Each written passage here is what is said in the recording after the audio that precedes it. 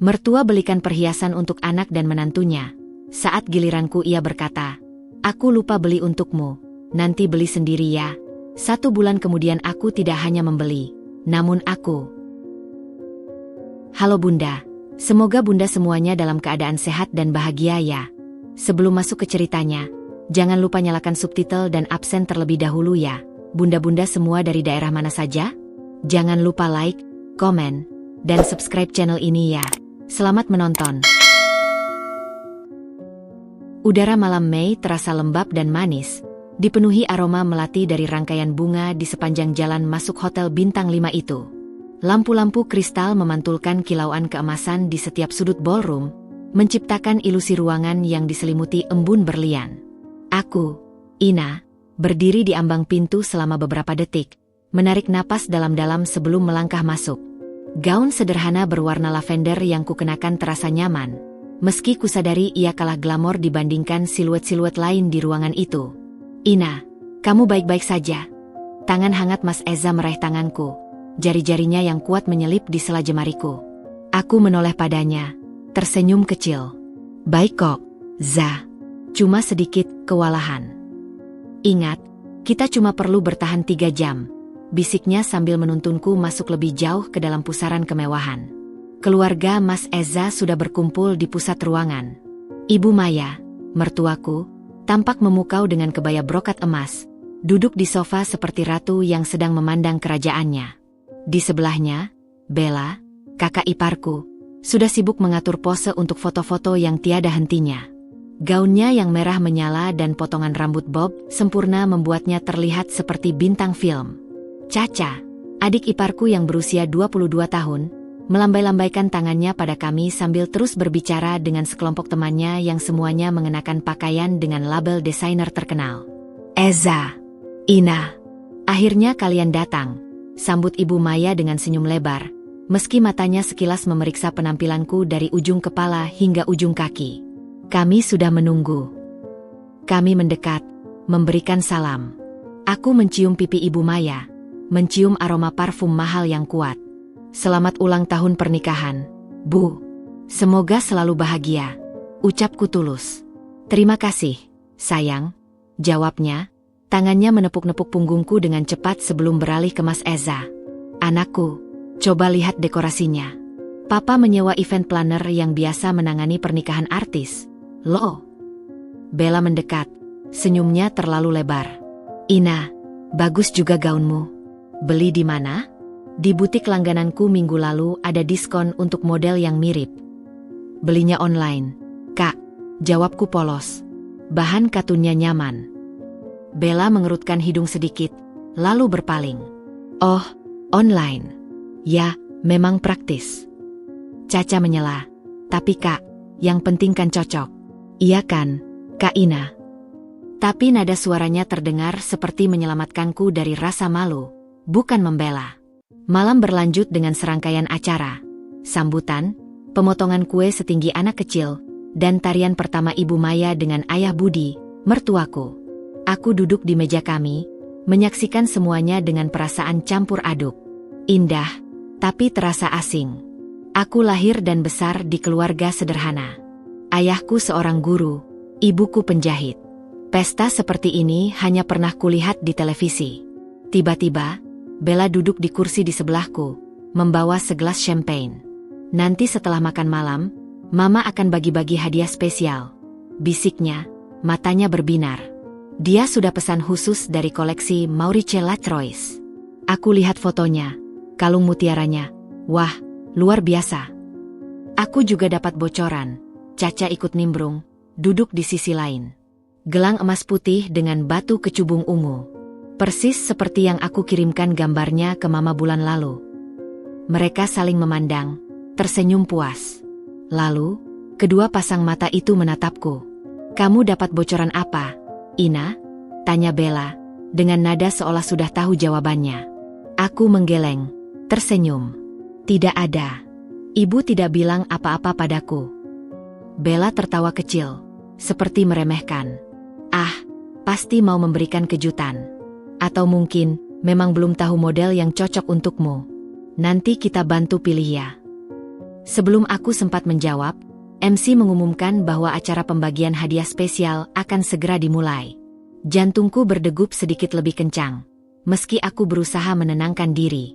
Ini bukan tentang hadiahnya, bisikku pada diri sendiri. Ini tentang menjadi bagian dari keluarga. Ibu Maya berdiri di depan panggung kecil, mikrofon di tangannya. Wajahnya bersinar bahagia. Terima kasih untuk semua yang hadir malam ini. Di momen spesial ini, aku ingin memberikan sesuatu yang istimewa untuk 3 wanita hebat dalam hidupku, 2 putriku, dan seorang menantu yang telah seperti putri sendiri. Sorak-sorai dan tepuk tangan riuh rendah terdengar. Aku melihat Mas Eza menekan tanganku. Dia tersenyum padaku, matanya mengatakan, "Lihat, kau dianggap seperti putri sendiri." Ibu Maya mengambil kotak berlapis beludru biru dongker pertama dari peti kecil di sampingnya. "Untuk anakku sulung, Bella, kamu adalah kebanggaan Mama. Sebuah mutiara yang sempurna untuk putri yang sempurna." Bella berjalan maju dengan langkah penuh percaya diri. Saat kotak itu terbuka, desis kagum terdengar di seluruh ruangan. Seuntai kalung mutiara South Sea dengan liontin berlian berbentuk bulan sabit. Ia langsung memakainya, berputar sedikit agar semua orang bisa melihat, dan tatapannya sesaat tertuju padaku. Sebuah senyum tipis, penuh kemenangan. Kotak kedua, beludru warna ungu. "Untuk bungsuku, Caca. Cahaya keluarga kami. Teruslah bersinar." Caca nyaris berlari. Gelang emas putih dengan ukiran daun sirih dan batu kecubung ungu tua yang besar tepat di tengahnya. "Persis yang aku mau," teriaknya senang, memeluk ibunya erat-erat. Lalu, Ibu Maya mengambil kotak ketiga. Yang ini lebih kecil, beludru warna lavender. Aku menarik napas. Lavender. Sama seperti warna gaunku. Mungkin Bella benar. Ini adalah kejutan yang direncanakan. Aku merasa lega, dan sedikit bersalah karena sempat berprasangka. Ibu Maya berjalan mendekati mejaku. Semua mata mengikuti. Senyumnya tetap lebar. Dia berdiri tepat di depanku. Aku mulai berdiri, tangan sedikit gemetar. "Ina, sayang." Dia mengulurkan kotak itu. Tapi bukan ke tanganku. Dia membukanya sendiri. Di dalamnya, bukan perhiasan, tumpukan uang kertas pecahan 100 ribuan yang tidak terlalu tebal, dan sebuah bros kain berbentuk bunga dengan payet yang sudah agak kusam. "Maafkan Mama," ucapnya. Suaranya terdengar sayu di mikrofon, tapi matanya tajam menatapku. "Mama sibuk sekali mempersiapkan pesta ini sampai aku lupa beli untukmu. Bros ini adalah kenangan dari pernikahan Mama, mungkin lebih berarti dari perhiasan baru. Dan ini," dia mengambil amplop coklat tipis dari balik uang itu, "buat beli sendiri ya, yang kamu suka. Anggap saja ini uang tambahannya." Dia menaruh amplop itu di tanganku yang terentap. Kotak berisi uang dan bros usang itu masih di tangannya. Ruangan senyap. Aku bisa mendengar desahan dari seseorang, mungkin Caca. Bisa merasakan panas di pipiku, dan kekakuan di tubuh Mas Eza di sampingku. Amplop itu terasa ringan. Sangat ringan. Aku melihat ke dalam mata Ibu Maya. Di balik senyum dan permintaan maafnya, ada sesuatu yang lain. Sebuah ujian. Sebuah pengingat akan tempatku. Lalu, aku tersenyum. Bukan senyum palsu, tapi senyum yang berasal dari sebuah keputusan yang baru saja matang dalam diriku, secepat dan sedingin es. "Terima kasih banyak, Ma," ucapku. Suaraku jernih terdengar di keheningan itu. "Brosnya cantik. Dan terima kasih untuk kesempatannya." Kupeluk dia, cepat. Aku bisa merasakan tubuhnya yang sedikit kaku. Saat melepaskan pelukan, mataku menangkap pandangan Bella. Dia sedang minum champagne, tapi di balik bibir gelasnya, ada senyum kepuasan yang tak terbendung. Malam itu berlanjut. Tapi bagiku, semuanya berubah. Aku tetap duduk, tersenyum, berbicara dengan sopan. Amplop tipis itu terbaring di tas kecilku. Saat kami pulang, di dalam mobil yang gelap, Mas Eza akhirnya meledak. "Aku tidak percaya. Itu penghinaan. Sengaja. Aku akan bicara pada ibu besok." "Jangan," kataku tenang, menatap keluar jendela melihat lampu kota yang berkilauan. Dia bilang apa? "Beli sendiri ya." Itu yang akan kulakukan, Za. Apa maksudmu? Aku menoleh padanya, dan untuk pertama kalinya malam itu, air mataku menggenang. Bukan air mata sakit hati, tapi air mata tekad. Maksudku, dia baru saja memberiku hadiah terbaik, kebebasan untuk tidak pernah lagi menunggu belas kasihannya. Tanganku mengepal erat di pangkuan, merasakan ketipisan amplop itu melalui kain tas. Di dalamnya, setelah kuhitung nanti, hanya ada 2 juta rupiah. Harga sebuah anting perak sederhana di butik biasa. Tapi bagiku, itu adalah modal awal untuk sesuatu yang jauh lebih berharga. Di ballroom megah yang telah kami tinggalkan, di antara sisa-sisa kemewahan, aku meninggalkan sosok Ina yang lama. Yang baru akan bangkit besok pagi, dengan sebuah mimpi yang kini memiliki alasan yang kuat untuk diwujudkan. Sebuah toko perhiasan yang akan menyebut namaku sendiri. Dan itu semua berawal dari sebuah kotak beludru lavender yang kosong. Diam yang menyelimuti ballroom setelah Ibu Maya mengucapkan kata-kata itu terasa seperti zat padat, menekan telinga dan dada. Selama 3 detik yang terasa seperti 3 jam, aku, Ina, hanya bisa terdiam. Jari-jariku membelai permukaan amplop coklat tipis yang baru saja dia letakkan di telapak tanganku yang terbuka. Amplop itu terasa ringan, hampir tak berbobot. Di depanku, di tangan Ibu Maya yang masih terulur, kotak beludru lavender itu terbuka, memperlihatkan tumpukan uang dan bros kain usang dengan payet yang sudah menghitam. Semua mata tertuju padaku. Aku bisa merasakan panas dari tatapan itu, seperti sinar matahari melalui kaca pembesar yang membakar kulit. Dari sudut mataku, aku melihat ekspresi Mas Eza. Wajahnya memerah, dari leher hingga ke pelipis. Rahangnya mengeras, otot di pipinya berdenyut. Tangannya menggenggam erat ujung taplak meja, membuat serbet putih di atasnya sedikit bergetar. Aku tersenyum. Mungkin itu adalah senyum pertahanan diri, atau mungkin senyum pengertian. Tapi yang pasti, senyum itu kupancarkan dengan seluruh upaya, sementara hatiku berdenyut kencang seperti burung yang terjebak di dalam sangkar. Terima kasih banyak, Ma. Ucapku, dan suaraku sendiri terdengar aneh di telingaku. Jernih, stabil, dan terlalu tenang untuk situasi seperti ini. Brosnya cantik, penuh kenangan. Aku meraih kotak itu dari tangannya. Jari-jariku menyentuh jarinya yang dingin dan penuh cincin. Kupeluk dia dengan cepat, sebuah gestur formal yang mengharuskan kontak tubuh. Dia membeku sejenak sebelum tangannya dengan kaku menepuk punggungku 2 kali. Aku bisa mencium aroma parfum Chanel nomor 5 dan bedak padatnya. Kamu mengerti, kan, Ina? Mama benar-benar kewalahan dengan persiapan, bisiknya di dekat telingaku, namun suaranya masih terdengar jelas oleh orang-orang di meja terdekat. Tentu saja, Ma. Pesta ini luar biasa, jawabku sambil melepaskan pelukan. Saat aku duduk kembali, seluruh ruangan seolah menghela napas bersama. Lalu, gemuruh percakapan kecil pun dimulai. Bisik-bisik. Aku tidak perlu mendengar kata-katanya untuk memahami maknanya. Aku melihat Bella, di mejanya sendiri yang berjarak beberapa meter. Dia mengangkat gelas champagne-nya ke arahku, senyum tipis dan bermakna di bibirnya. Sebelum meneguk isinya dengan lambat, matanya tidak pernah lepas dariku. Di sebelahnya, suaminya, Pak Arya, hanya menggelengkan kepala dengan ekspresi masam sebelum kembali berbicara dengan teman di sebelahnya. Caca tampak tidak nyaman. Dia menggerakkan kursinya, menggigit bibir bawahnya, dan matanya melirik ke arahku penuh dengan rasa bersalah dan kebingungan, seolah baru saja menyaksikan sebuah kecelakaan. Kita pulang. Geram Mas Eza melalui gritetet, suaranya bergetar menahan amarah. Tidak, jawabku lembut tapi tegas. Tanganku menahan lengannya yang sudah bersiap untuk berdiri. Kalau kita pergi sekarang, kita yang akan terlihat salah. Kita yang dianggap tidak bisa menerima ketidaksengajaan, Ibu. Kita bertahan sampai acara selesai. Tapi Ina, aku baik-baik saja, Za. Sungguh. Aku meletakkan kotak beludru dan amplop itu ke dalam tas kecilku, di samping lipstik dan tisu. Gerakanku sengaja dibuat lambat dan anggun, seolah aku baru saja menerima sebuah medali kehormatan, bukan sebuah penghinaan yang terselubung rapi. Kemudian, aku mengambil garpu dan kembali menyantap hidangan penutupku, Sepotong secangkir raspberry yang tiba-tiba terasa seperti pasir di mulutku. Aku menelannya dengan susah payah.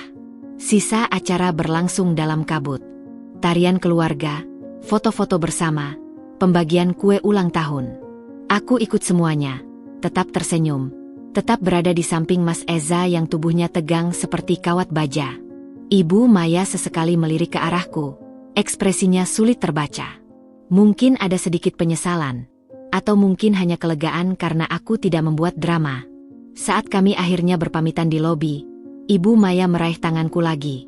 "Ina, sayang, jangan lupa pakai brosnya ya. Atau beli sesuatu yang benar-benar kamu suka," katanya, matanya berusaha terlihat hangat. "Pasti, Ma. Terima kasih lagi," jawabku sambil mencium pipinya. Di dalam mobil, kesunyian lebih pekat dari malam di luar. Baru setelah mobil menyusuri jalan tol yang sepi, Mas Eza akhirnya meledak. "Ini sudah keterlaluan. Itu bukan kelupaan, Ina. Itu penghinaan yang disengaja. Bros kain bekas? 2 juta di dalam amplop? Padahal untuk Bella dia mengeluarkan puluhan juta. Aku akan telepon papa besok pagi." "Jangan, Eza," ucapku, menatap keluar jendela. Lampu jalan berkilauan seperti rangkaian mutiara palsu yang terbentang tak berujung. "Papa tidak akan berbuat apa-apa. Ini urusan antara aku dan ibu, dan mungkin antara aku dan Bella. Kau terlalu baik, terlalu sabar." "Aku tidak sabar, Za. Aku strategis." Aku menoleh padanya. Air mataku yang selama ini kutahan akhirnya meluncur, tapi suaraku tidak goyah. "Dengar. Selama ini, aku selalu berusaha memenuhi ekspektasi mereka. Menjadi menantu yang rendah hati, tidak matre, sederhana. Dan malam ini, mereka memberitahu dengan sangat jelas apa imbalannya. Sebuah tempat di pinggiran. Sebuah pemberian charity setelah mereka puas memuaskan diri sendiri." Aku membuka tas kecilku, mengeluarkan amplop coklat itu. Aku merobek ujungnya dengan hati-hati. Benar. 20 lembar uang 100 ribuan. Aku mengeluarkan bros kain usang itu. Kulihat lebih dekat. Jahitannya sudah longgar. Payetnya berwarna kehijauan. Sebuah benda yang jelas disimpan di laci paling bawah dan baru diingat keberadaannya sebagai pesan simbolis. "Ini bukan hadiah, Za. Ini adalah pernyataan. Dan pernyataan itu adalah, beli sendiri ya." "Jadi?" tanya Mas Eza. Suaranya masih penuh amarah tapi sekarang bercampur kebingungan. "Jadi," kataku, sambil mengusap air mata di pipi, "aku akan melakukannya. Tapi bukan dengan 2 juta rupiah ini. Bukan untuk membeli sebuah anting atau cincin di butik mall. Mereka pikir, membeli sendiri, untukku adalah hal yang sederhana, kecil, dan patut dikasihani." Aku memandang lurus ke depan, ke jalan yang terang oleh lampu mobil kami. Aku akan membeli masa depanku sendiri. Aku akan membangun sesuatu yang akan membuat kalimat, "Aku lupa beli untukmu," itu menjadi lelucon yang paling mahal dalam hidup mereka. Mas Eza diam sejenak. Kemudian, tangannya yang satu melepaskan kemudi sejenak untuk meraih tanganku. "Apa yang akan kau lakukan?" "Sudah lama aku punya ide, Za. Sebuah bisnis. Tapi selalu kutunda karena merasa harus fokus ke keluarga. Membantu ibu dalam acara-acara, menjadi penurut. Malam ini mereka membebaskanku dari semua kewajiban itu." Aku menarik napas dalam-dalam. Aku akan membuat perhiasanku sendiri. Bukan membeli, membuat. Dan aku akan menjualnya. Kami tiba di depan rumah kami yang sederhana di kompleks perumahan menengah. Saat lampu mobil padam, aku masih memegang bros usang dan amplop itu. "Amplop ini akan kubingkai," kataku, suaraku mantap di dalam gelap. "Dan bros ini akan kusimpan. Sebagai pengingat. Setiap kali aku lelah, setiap kali aku ragu, aku akan melihatnya dan ingat malam ini. Ingat rasa malu yang dipaksakan itu. Dan aku akan bangkit lagi." Mas Eza memelukku erat-erat. "Aku di sisimu, Ina. Selalu." Malam itu, sebelum tidur, aku membuka laptopku. Di folder tersembunyi, ada sketsa-sketsa desain perhiasan, riset tentang batu permata, dan kontak beberapa pengrajin perak di Yogyakarta yang sudah kukumpulkan diam-diam selama 2 tahun terakhir. Sebuah impian yang kupendam karena merasa tidak pantas, tidak berasal dari dunia yang sama dengan Bella dan keluarganya. Kini, perasaan tidak pantas itu telah berubah menjadi bahan bakar. Aku menatap sketsa pertamaku, sebuah desain kalung modern yang terinspirasi dari bentuk akar dan tunas. Aku beri judul, Titian, yang berarti jembatan, atau permulaan. Malam itu, di layar laptop yang menyala, di bawah penerangan lampu meja yang redup, sebuah toko perhiasan bernama Insignia benar-benar lahir. Bukan dari mimpi akan kemewahan, tapi dari sebuah luka yang diubah menjadi tekad baja. Dan semua berawal dari 3 kata yang diucapkan dengan senyuman manis di sebuah ballroom mewah. Aku lupa beli untukmu. Kupandangi bros usang itu sekali lagi sebelum akhirnya mematikan lampu. Di kegelapan, aku berbisik pada diri sendiri, tidak lagi. Aku tidak akan menunggu untuk dibeli atau diingat lagi. Mulai sekarang, aku yang akan menentukan nilainya. Matahari pagi menyelinap melalui celah gorden, menari-nari di atas wajah Mas Eza yang masih lelap. Tapi aku, Ina, sudah terbaring terjaga sejak fajar, mata menatap langit-langit kamar. Malam sebelumnya terasa seperti film yang diputar berulang di kepalaku. Kilauan lampu kristal, senyum tipis Bella, dan rasa amplop kertas yang kasar di ujung jari. Aku bangkit perlahan, berusaha tidak membangunkan suamiku. Di meja rias, tas kecilku masih tergeletak. Seperti magnet, aku mendekat dan mengeluarkan 2 benda itu, kotak bludru lavender yang sudah kusut dan amplop coklat tipis. Aku membuka kotak itu sekali lagi. Bros kain dengan payet kusam itu tampak semakin menyedihkan di bawah cahaya matahari. Aku memegangnya, merasakan ketidakberartiannya. Ini bukan sekadar hadiah yang murahan. Ini adalah pesan yang terang-terangan tentang nilainya di mata mereka. Lalu, aku mengambil amplop. 20 lembar uang 100 ribuan. Uang tambahan, katanya. Uang yang mungkin cukup untuk Bella membeli sepasang kaos kaki branded, atau untuk Caca membayar parkir di mal mewah selama seminggu. Air mataku sudah kering. Yang tersisa adalah sebuah kepastian yang dingin dan padat di dasar hatiku. Sudah bangun? Suara Mas Eza yang serak membuatku menoleh. Dia duduk di tepi tempat tidur, wajahnya tampak lelah, matanya masih menyimpan bara kemarahan semalam. Iya, kamu tidur nyenyak. Tidak, jawabnya singkat. Dia berdiri dan menghampiriku, melihat benda di tanganku. Aku masih marah, Ina. Sangat marah. Aku tahu. Aku meletakkan bros dan amplop di meja. Tapi marah saja tidak cukup. Mereka mengharapkan kita marah. Mereka mengharapkan kita tersinggung, mengeluh, atau bahkan memohon. Itu akan memberi mereka kekuasaan. Lalu apa yang harus kita lakukan? Aku berpaling ke arah jendela, melihat tetangga di seberang jalan yang sedang menyiram tanaman. Kehidupan berjalan normal, sementara duniamu baru saja diguncang. Kita akan hidup seperti biasa, tapi dengan agenda rahasia. Agenda rahasia itu dimulai dengan sebuah telepon. Setelah Mas Eza berangkat kerja, aku mengunci diri di ruang kerja kecil, sebuah sudut di kamar tamu yang kutata dengan meja laptop dan papan mood. Di papan itu, ada sketsa-sketsa desain perhiasan, foto batu permata, dan artikel tentang logam mulia. Sebuah impian yang selama ini kusembunyikan karena malu dan rasa tidak pantas. Aku menghubungi nomor yang sudah kusimpan lama. Selamat pagi, Pak Joko. Saya Ina, yang kemarin berkonsultasi via email tentang desain titian. Suara lelaki tua yang ramah di seberang sana membuat hatiku sedikit hangat. Ibu Ina. Wah, sudah ada keputusan? Saya sudah buatkan sedikit purwarupa dari perak seperti permintaan ibu. Saya ingin memesan 5 buah untuk sampel pertama, Pak. Dengan sedikit modifikasi di bagian pengaitnya. Kami berbicara teknis, tentang gramatur, finishing, dan harga. Uang 2 juta dari amplop itu, ditambah dengan tabungan rahasia dari bisnis catering sehat onlineku, mengalir untuk membayar deposit. Transaksi pertama untuk insignia resmi dilakukan. Tanganku sedikit gemetar, tapi kali ini karena semangat, bukan karena malu. Namun, kehidupan di permukaan harus terus berjalan. Dan di permukaan, Artinya menghadapi keluarga besar Mas Eza. Ibu Maya menelepon 2 hari setelah pesta. Suaranya manis, penuh perhatian. "Ina, sayang, gimana kabarmu? Nggak sakit hati kan sama mama?" "Tidak sama sekali, Ma. Terima kasih sudah diingatkan," jawabku sambil mataku tertuju pada email konfirmasi pengiriman dari Pak Joko. Wah, lega dengar itu. Oh iya, minggu depan kan acara arisan keluarga di rumah Bella. Pasti datang ya. Bella pengen banget tunjukin koleksi vas barunya dari Italia.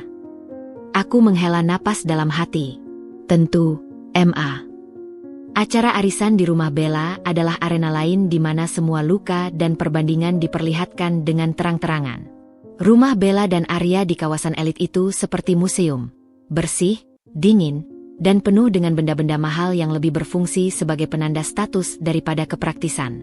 Saat aku dan Mas Eza tiba, Bella sudah berdiri di pintu, mengenakan setelan linen putih yang pasti harganya setara dengan gaji 3 bulanku dulu sebagai karyawan.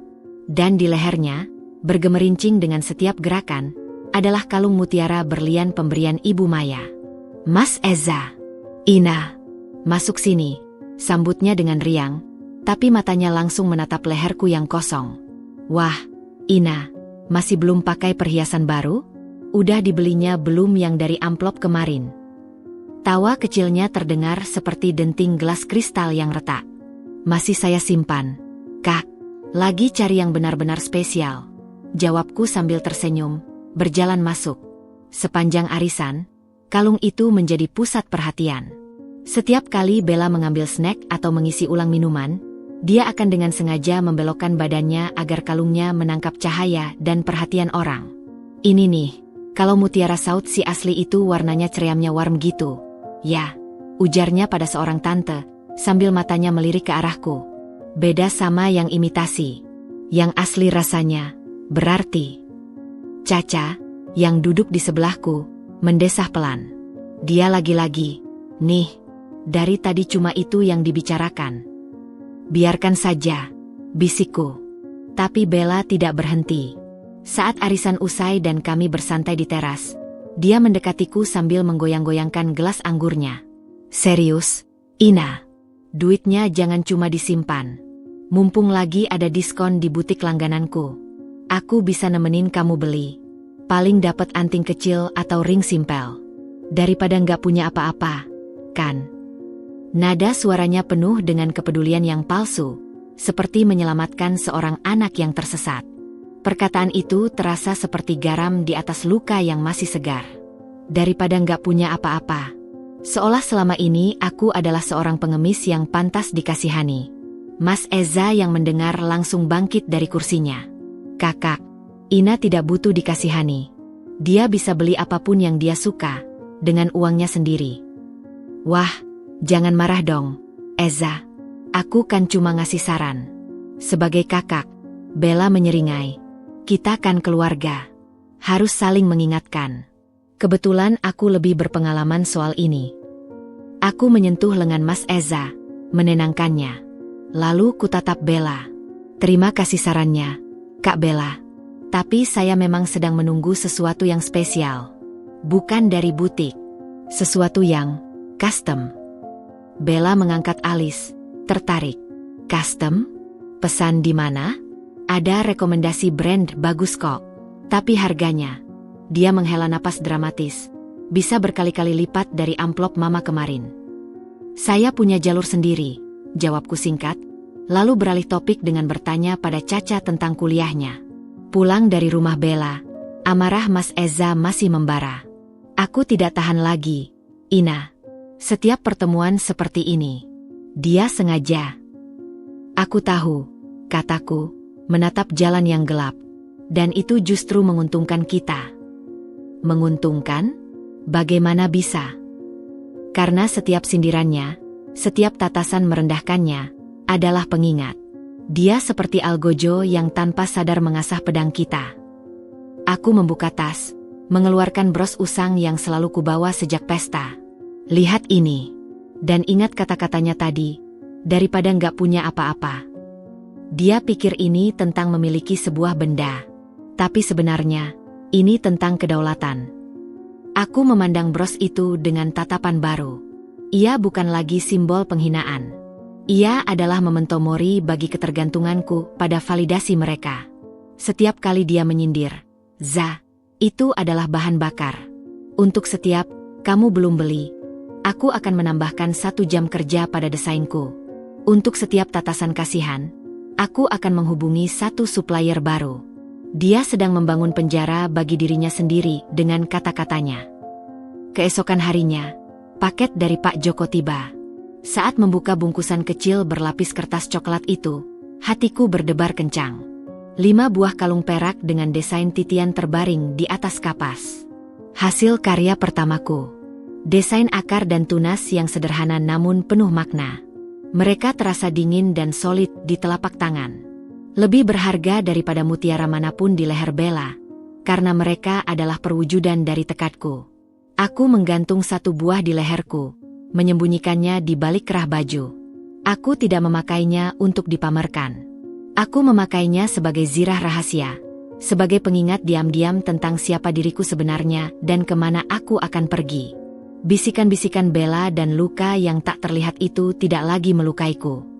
Mereka telah berubah menjadi fondasi yang kokoh, batu bata pertama dari sebuah istana yang akan kudirikan sendiri. Dan istana itu akan bernama Insignia. Suatu hari nanti, semua bisikan itu akan bergema di dalam dinding-dindingnya, bukan sebagai suara penghinaan, tapi sebagai cerita awal tentang bagaimana semua ini bermula. Menyimpan rahasia dalam keluarga serumit itu bagai berjalan di atas tali dengan beban di kedua tangan. Satu sisi, aku harus tetap menjadi Ina yang biasa, menantu yang rendah hati, istri yang penurut, sosok yang tidak mengancam. Di sisi lain, di balik layar laptop dan dinding ruang kerja kecilku, sebuah kerajaan kecil sedang dibangun dengan tempo yang semakin cepat. Rahasia pertama adalah akun media sosial fiktif. Dengan nama Silverroot Studio, aku mulai memposting foto-foto close-up perhiasan perak buatan Pak Joko berdasarkan desainku. Aku tidak pernah menunjukkan wajah. Hanya tanganku sendiri, yang memegang potongan perak mentah, mengukir sketsa di atas kertas kalkir, atau memamerkan hasil akhir yang sudah dipoles. Aku gunakan filter natural, pencahayaan dari jendela, dan caption sederhana tentang filosofi di balik setiap desain. Untuk titian, kutulis, dari akar yang tertanam paling dalam, tumbuhlah tunas yang menjangkau cahaya. Setiap awal yang kuat butuh fondasi yang sabar. Awalnya, hanya ada sekitar 50 pengikut, kebanyakan teman dari komunitas online pengrajin dan desainer indie.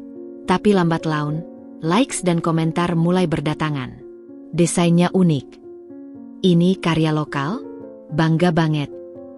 Ada yang ready stock. Rahasia kedua, dan yang paling vital, adalah 2 bisnis online yang menjadi sumber dana utama. Bisnis catering sehat, Nutria by Ina, sudah kujalani sejak setahun setelah menikah. Awalnya hanya untuk mengisi waktu dan menyalurkan hobi masak. Pelanggannya adalah eksekutif muda di sekitar kantor Mas Eza dan tetangga kompleks yang sadar kesehatan. Menu harianku, quinoa bowl, salad dengan dressing khusus, wraps ayam panggang, dikirim setiap pagi dalam kemasan elegan. Keuntungannya tidak besar, tapi stabil. Semua catatan keuangan, pemesanan, dan pengiriman kukelola sendiri melalui spreadsheet rapi dan aplikasi pengirim barang. Bisnis kedua adalah jasa desain grafis. Aku mengambil proyek kecil-kecilan, logo untuk UKM, desain kemasan untuk produk rumahan, bahkan ilustrasi untuk buku anak indie. Nama, Ina Design, sengaja kugunakan nama asli, karena keluarga besar Mas Eza tidak pernah tertarik atau bertanya tentang pekerjaan sampinganku. Bagi mereka, pekerjaan sampingan, istri anak mereka hanyalah hobi yang tidak serius. Uang dari kedua bisnis itu tidak pernah masuk ke rekening bersama. Aku buka rekening digital terpisah atas nama Insignia Project. Setiap rupiah yang masuk kucatat dengan ketat.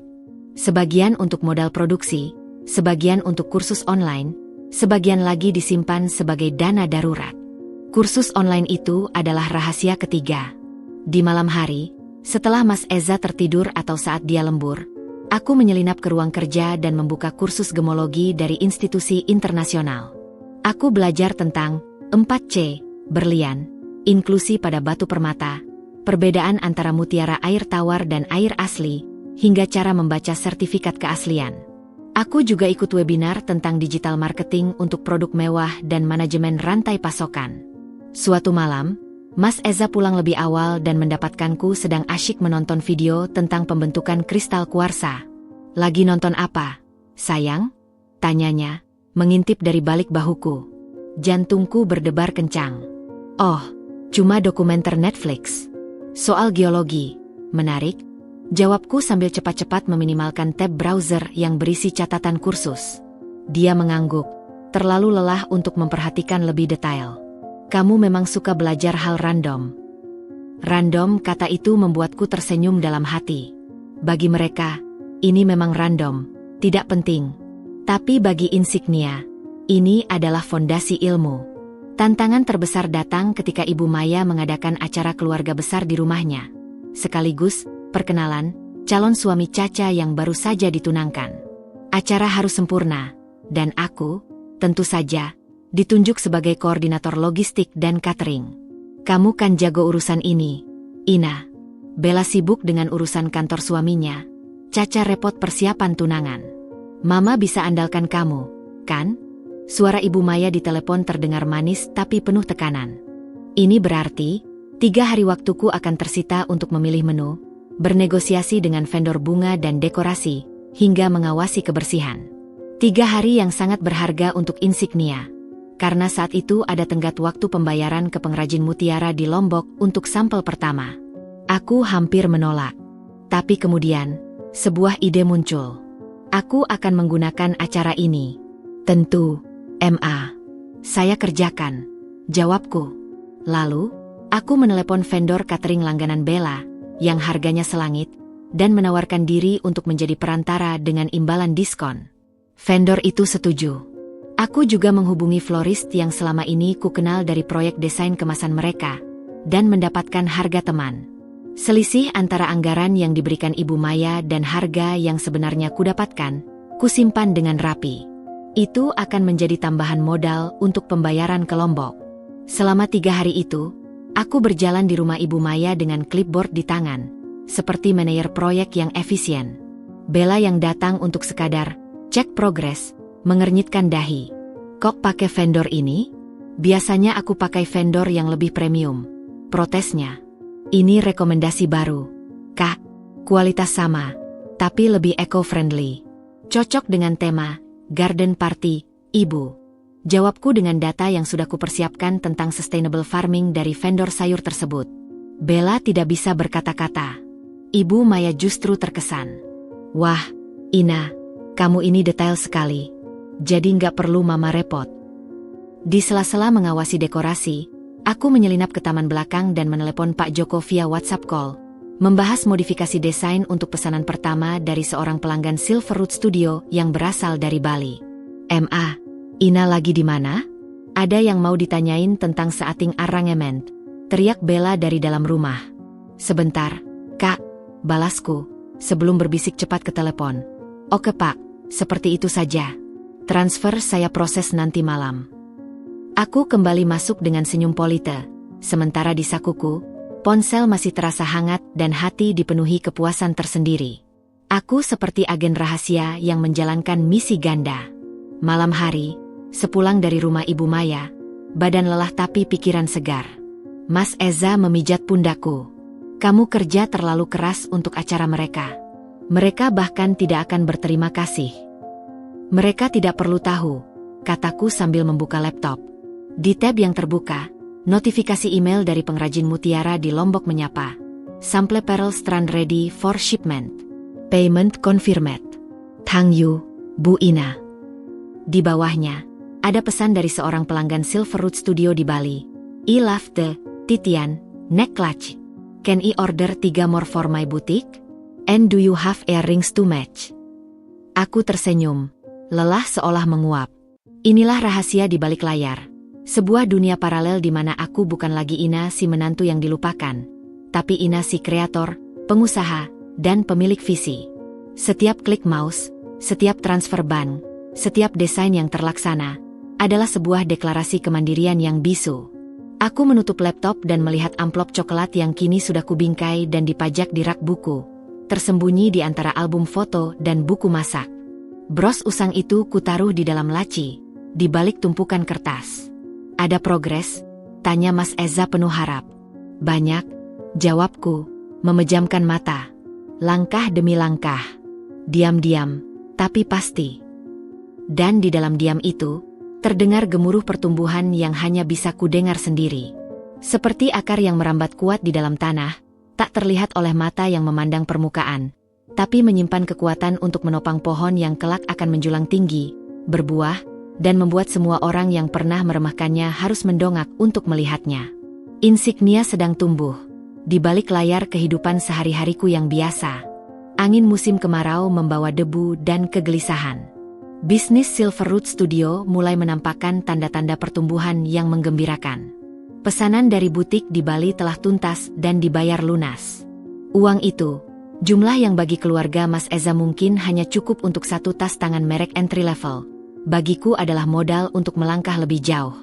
Aku sudah menghubungi pengrajin perak lain di kota gede untuk mengatasi kapasitas Pak Joko yang mulai kewalahan. Namanya Mbah Sardi, tua, sedikit bisu, tetapi tangannya adalah sihir. Ia bisa menerjemahkan sketsa-sketsa abstrakku menjadi perhiasan yang hidup.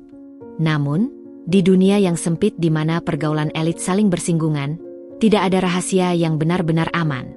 Rintangan itu datang di suatu sore ketika aku sedang meeting virtual dengan Mbah Sardi via video call cucunya. Kami membahas detail teknik filigree untuk desain terbaruku, kuncup tersembunyi. Tiba-tiba, pintu rumah terbuka. Bella masuk tanpa permisi, seperti biasa, membawa sekotak martabak manis. Ina, lagi apa?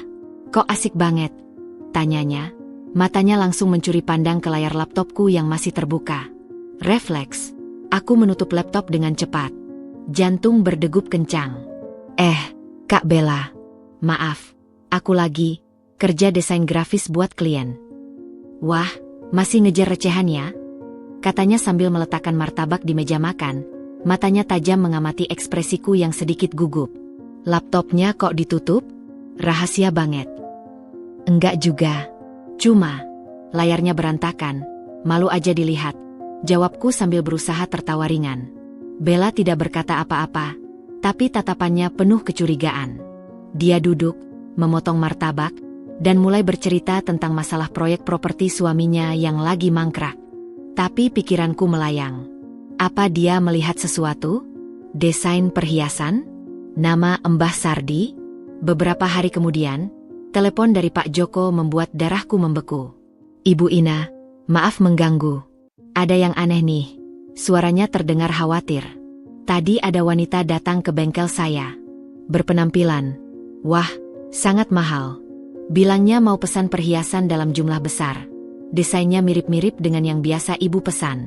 Tapi dia minta saya putus kerja sama dengan ibu. Dia tawarin harga lebih tinggi.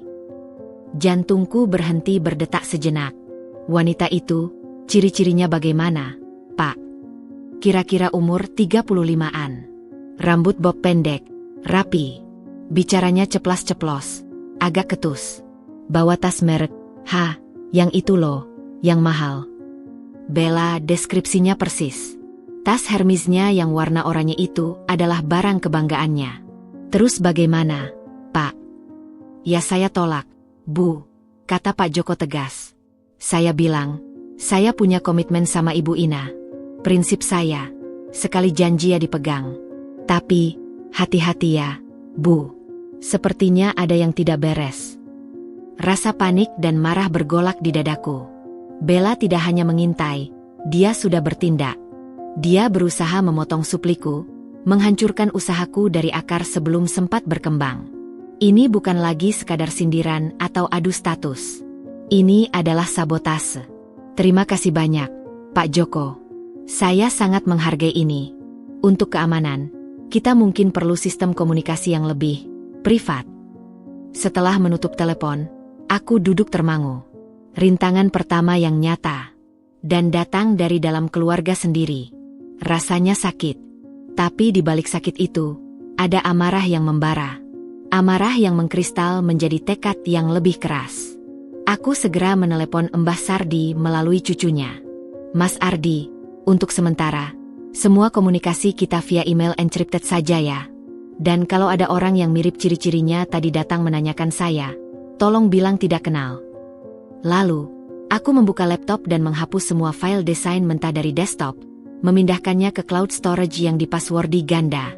Aku juga mengubah nama Silverroot Studio menjadi kode Project Iris di semua dokumen internal. Rintangan itu tidak berhenti di situ.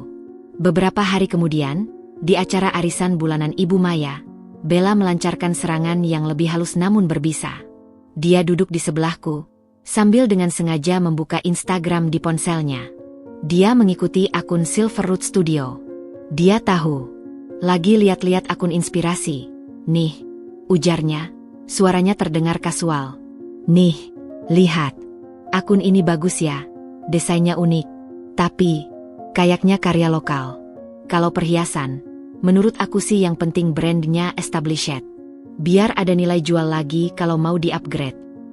Dia menyentuh layar, memperbesar foto salah satu karyaku yang dia sendiri tidak tahu adalah buatanku. Cuma, menurut aku sih, ini mirip banget sama desain dari brand Italia yang aku lihat di Milan tempo hari. Ah, mungkin inspired.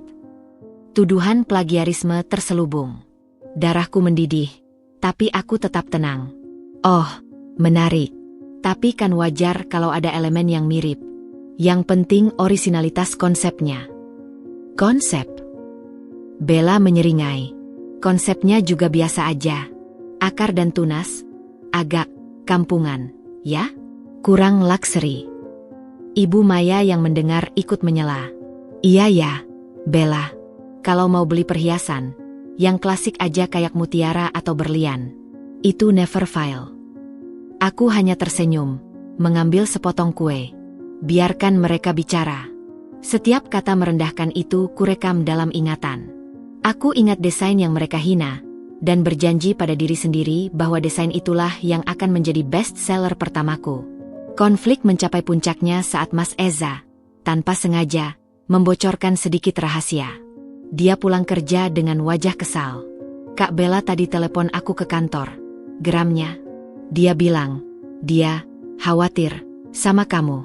Katanya kamu kayaknya kecanduan belanja online, terobsesi sama perhiasan murahan, dan sering banget ngutak-ngatik laptop sampai larut malam.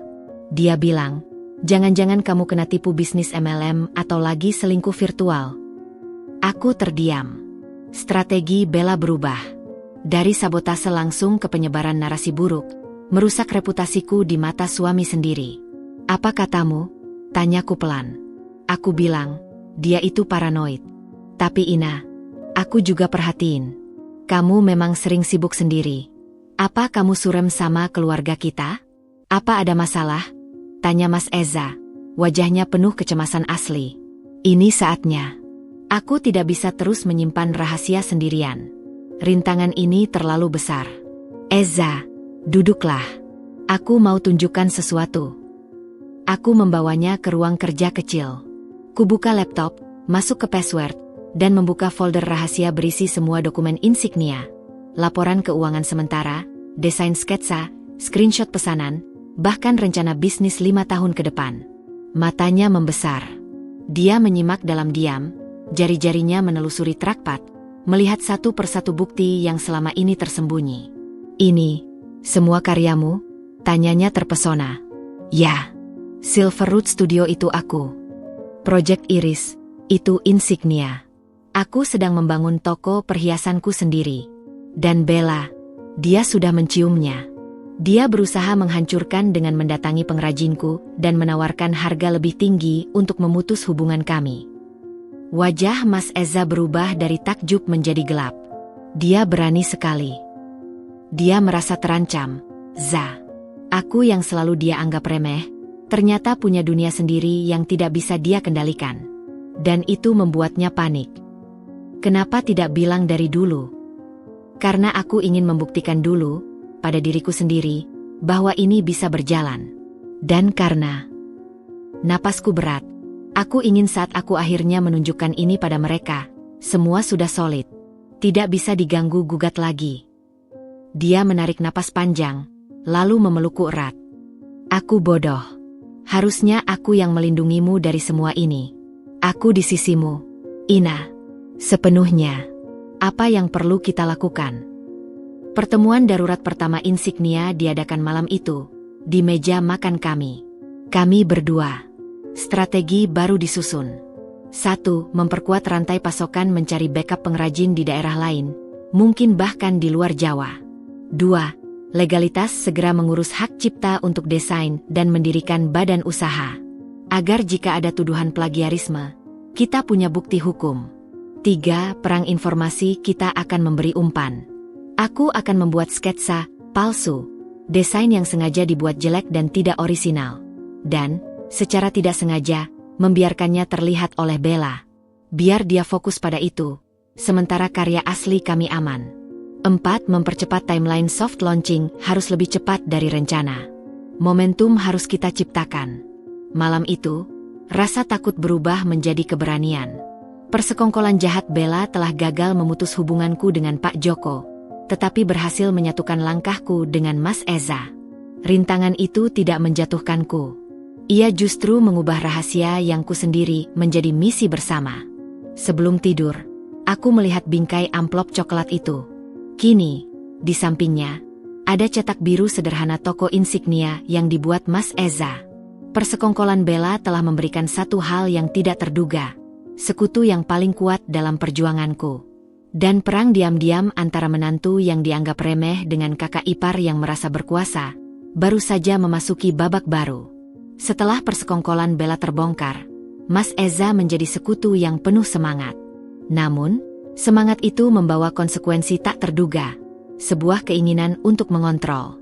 Kekhawatiran yang dulu abstrak kini berubah menjadi interogasi harian yang membuat ruang bernapasku semakin sempit. Ina, transfer ke pengrajin Lombok itu sudah? Jangan sampai telat, nanti reputasi kita rusak di awal. Ina, desain untuk katalog sudah siap belum? Aku ada kenalan fotografer profesional, biar hasilnya bagus. Ina, kok pakai kemasan kertas daur ulang?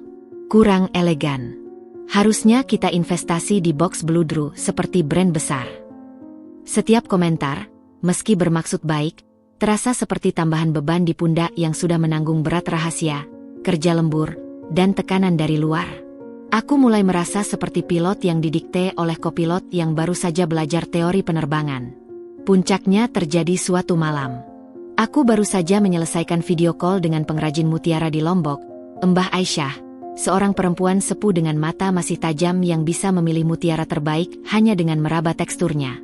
Kami sepakat untuk teknik penyusunan barokue pearl yang tidak seragam, justru untuk menonjolkan keunikan alamiahnya. Keputusan estetika yang berisiko, tapi sesuai dengan filosofi Insignia tentang keindahan yang tidak sempurna. Mas Eza, yang diam-diam mendengarkan dari balik pintu, langsung menyergap begitu panggilan berakhir. Kenapa mutiaranya tidak dipilih yang bulat sempurna? Itu kan standar. Nanti orang mengira kita jual barang reject. Ini pilihan estetika, Za. Barokue pearl justru lebih diminati pasar niche yang kita target. Jelasku, mencoba bersabar. Tapi risikonya besar. Harusnya kita main aman dulu. Ikuti pasar mainstream. Jika kita hanya mengikuti, kita tidak akan pernah menonjol. Insignia harus punya karakter. Karakter itu bagus, tapi karakter tidak bayar tagihan. Ujarnya, suaranya meninggi. Aku lihat laporan keuanganmu. Cash flow-nya sangat ketat. Satu salah langkah, kita bisa kolaps. Perdebatan itu merembet ke hal-hal lain. Ketegangan yang terpendam sejak aku mulai menjalankan bisnis rahasia ini akhirnya meledak. Apa yang kau sembunyikan, Ina? Tanyanya tiba-tiba, wajahnya lelah dan penuh kebingungan. Sejak kejadian pesta ibu, kau berubah. Kau tertutup. Semua keputusan bisnis kau ambil sendiri. Apakah kau masih sakit hati dengan keluargaku sampai jadi tidak percaya pada siapapun, termasuk aku? Atau ada hal lain? Hal lain? Apa maksudmu? Tanyaku, hati mulai berdebar tidak karuan. Aku tidak tahu, katanya, tangan menadah. Kau sibuk dengan laptop sampai larut malam. Sering dapat telepon dari nomor tidak dikenal. Transfer sana-sini yang tidak kau jelaskan detail. Aku cuma suamimu, Ina. Bukan auditor. Aku khawatir. Jangan-jangan kau terlibat sesuatu yang berisiko. Atau, dia berhenti, napasnya berat. Atau kau menjauh karena merasa aku tidak bisa melindungimu dari keluarga besarku. Rasanya seperti ditampar. Air mataku langsung menggenang. Bukan karena marah, tapi karena sakit. Sakit karena orang yang paling kupercayai ternyata meragukan integritasku, meragukan motivasiku. Jadi, setelah semua ini, setelah pengorbanan waktuku, tenagaku, tidurku, setelah aku berjuang membangun sesuatu dari nol sambil tetap menjalankan peran sebagai menantu baik, yang kau pikirkan adalah bahwa aku menyembunyikan hal buruk? Atau bahwa aku menjauh darimu? Suaraku pecah. Aku lelah. Capek berjuang melawan Bella, capek menjaga rahasia, dan sekarang capek mempertahankan diri dari sang suami. Aku tidak bilang begitu, Ina. Aku cuma minta keterbukaan. Ini usaha kita berdua sekarang, bukan? Ini bukan usaha kita berdua, Eza, teriakku, untuk pertama kalinya. Ini adalah impianku, yang kupendam dan kuperjuangkan sendirian selama bertahun-tahun. Sambil kau sibuk dengan karirmu dan aku sibuk mencoba diterima oleh keluargamu. Kau baru mau terlibat setelah tahu Bella berusaha menghancurkannya. Di mana kau saat aku harus mengambil kursus gemologi sampai tengah malam? Di mana kau saat aku harus bernegosiasi harga perak dengan pengrajin sambil sembunyi-sembunyi di taman belakang rumah ibu? Ini usahaku. Dan sekarang, ketika akhirnya mulai berjalan, kau mau datang dan mengambil alih kendali. Ruangan hening. Hanya terdengar napas kami yang tersengal-sengal. Wajah Mas Eza pucat. Ucapan-ucapanku yang pedas dan penuh kepahitan itu menggantung di udara, tajam dan tak terbantahkan. Aku menangis. Tidak lagi bisa menahan. Semua tekanan, semua ketakutan, semua rasa tidak dihargai itu meluap. Melalui isak tangis, aku membuka laptopku dengan gemetar. Tidak lagi dengan kemarahan, tapi dengan keputusasaan. Aku membuka folder demi folder yang selama ini kubangun dengan susah payah. Ini, semua yang kusembunyikan, katanya, suara parau. Aku menyeret kursinya mendekat. Ini laporan keuangan Nutria, dari awal sampai sekarang. Setiap receh dari catering sehat itu kusimpan. Ini sertifikat kursus gemologi, sudah sampai level advanced. Ini email-email dengan Pak Joko.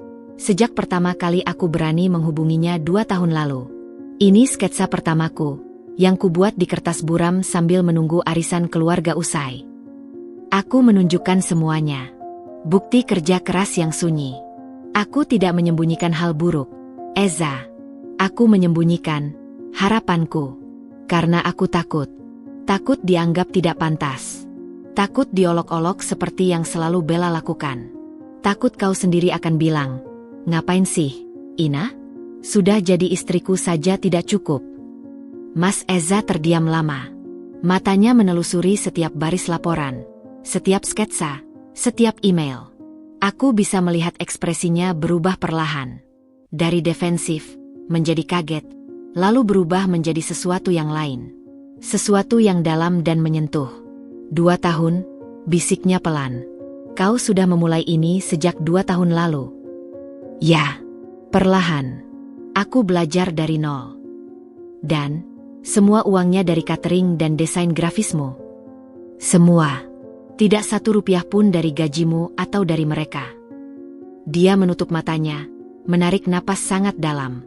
Ketika membukanya kembali, matanya berkaca-kaca. Aku sangat bodoh. Dan sangat egois. Suaranya serak. Aku hanya melihatmu sibuk dan berpikir kau menjauh. Aku tidak pernah membayangkan betapa beratnya beban yang kau pikul sendirian. Betapa gigihnya kau. Dia meraih tanganku, menggenggamnya erat. Maafkan aku, Ina. Aku bersumpah, tidak akan pernah lagi meragukanmu seperti itu. Kau luar biasa. Air mata yang mengalir di pipiku sekarang terasa lebih ringan. Bukan air mata kepahitan, tapi kelegaan. Aku butuh dukunganmu, Za. Tapi bukan dengan mengambil alih. Aku butuh kau percaya pada instingku. Aku butuh kau jadi tempat aku bertumpu. bukan jadi orang kedua yang harus kujelaskan setiap keputusan kecil.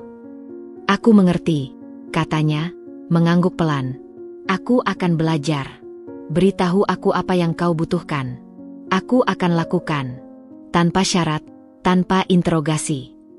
Malam itu, untuk pertama kalinya, kami membahas insignia bukan sebagai subjek yang memicu konflik, tapi sebagai proyek bersama yang dipimpin olehku. Mas Eza menawarkan keahliannya, mengurus perizinan badan hukum, membuat kontrak yang lebih rapi dengan pengrajin, dan mengelola pembukuan yang lebih sistematis. Dia akan menjadi back office-ku, dan aku akan tetap menjadi creative director dan pemimpin strategi.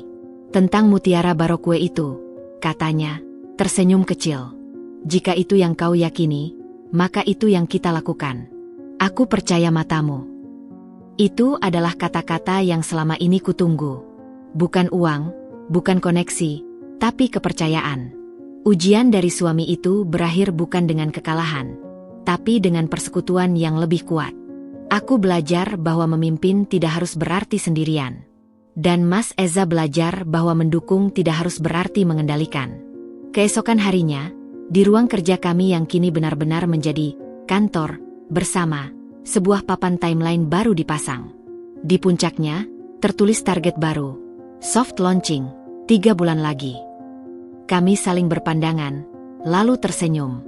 Perjalanan masih panjang, tapi sekarang, kami berjalan beriringan, dengan peran yang jelas dan kepercayaan yang diperbarui.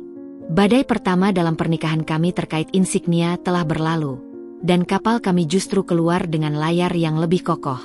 Karma, kata orang, tidak datang dengan alamat yang jelas. Terkadang ia menyamar sebagai keberuntungan yang berlebihan sebelum menunjukkan taringnya.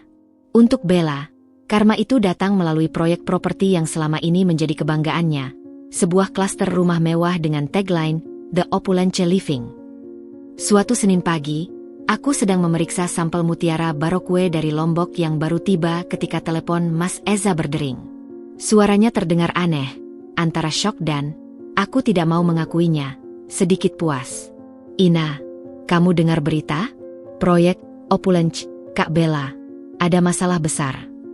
Masalah apa? Tanyaku sambil dengan hati-hati meletakkan seuntai mutiara di atas kain beludru hitam. Rumah-rumah sample yang sudah dijual, beberapa ada yang retak strukturnya. Retaknya besar, dari fondasi sampai ke dinding. Klien mengadukan ke media. Katanya pakai material di bawah spesifikasi. Jantungku berdebar. Ini serius. Apa benar? Dari sumber yang mana? Dari temanku di kontraktor. Dia bilang, Bella dan Arya memaksa percepatan proyek dan memotong anggaran material demi marin yang lebih besar. Semua diam-diam, lewat subkontrak gelap. Mas Eza terdiam sejenak. Ada juga kabar, aparat sudah mulai melirik. Sepanjang hari itu, riak-riak masalah Bella mulai membanjiri grup keluarga WhatsApp yang biasanya dipenuhi foto makanan mewah dan pencapaian anak-anak. Bella sendiri awalnya membungkam. Lalu, di malam hari, dia akhirnya menulis dengan nada defensif. Ini hanya fitnah kompetitor yang iri. Semua sudah sesuai standar. Lawyer terbaik sudah kami siapkan. Tapi kebohongan itu tidak bertahan lama. Esok harinya, sebuah headline di portal berita ekonomi lokal muncul. Proyek mewah, The Opulence, diduga gunakan material aspal, bukan beton berkualitas. Artikel itu dilengkapi dengan foto-foto retakan yang mengerikan dan pernyataan dari ahli konstruksi yang menyebutnya kelalaian kriminal. Keluarga langsung gempar. Ibu Maya menelepon putus-putus, suaranya panik. Eza, ini benar, tidak? Bagaimana ini? Nama keluarga bisa hancur. Bella pasti stres, cepat kamu hubungi dia, temani. Namun, Karma memiliki caranya sendiri untuk memperjelas pelajaran. Dan pelajaran untuk Bella datang dalam bentuk kehilangan sesuatu yang paling dia banggakan, reputasi dan lingkaran sosialnya. Acara Charity Gala yang menjadi ajang pamer tahunan Bella, di mana dia biasanya menjadi co-chair, membatalkan undangannya. Sebuah surel singkat menyatakan, mengingat situasi yang sedang berlangsung, kami merasa lebih baik untuk merelakan posisi ibu. Bella yang biasanya memposting persiapan gaun dan perhiasan untuk acara itu, kini mendadak diam di media sosial. toko perhiasan langganannya, tempat dia membeli kalung mutiara, tambahan, untuk melengkapi pemberian Ibu Maya. Tiba-tiba tidak lagi membalas pesannya untuk memesan anting baru. Saat dia datang langsung, salesnya berkata dengan wajah masam, "Maaf, Bu, stok untuk model yang Ibu mau habis. Tidak tahu kapan datang lagi." Dunia yang dibangun dengan kemewahan dan penampilan itu mulai retak, persis seperti dinding rumah di proyek sialannya.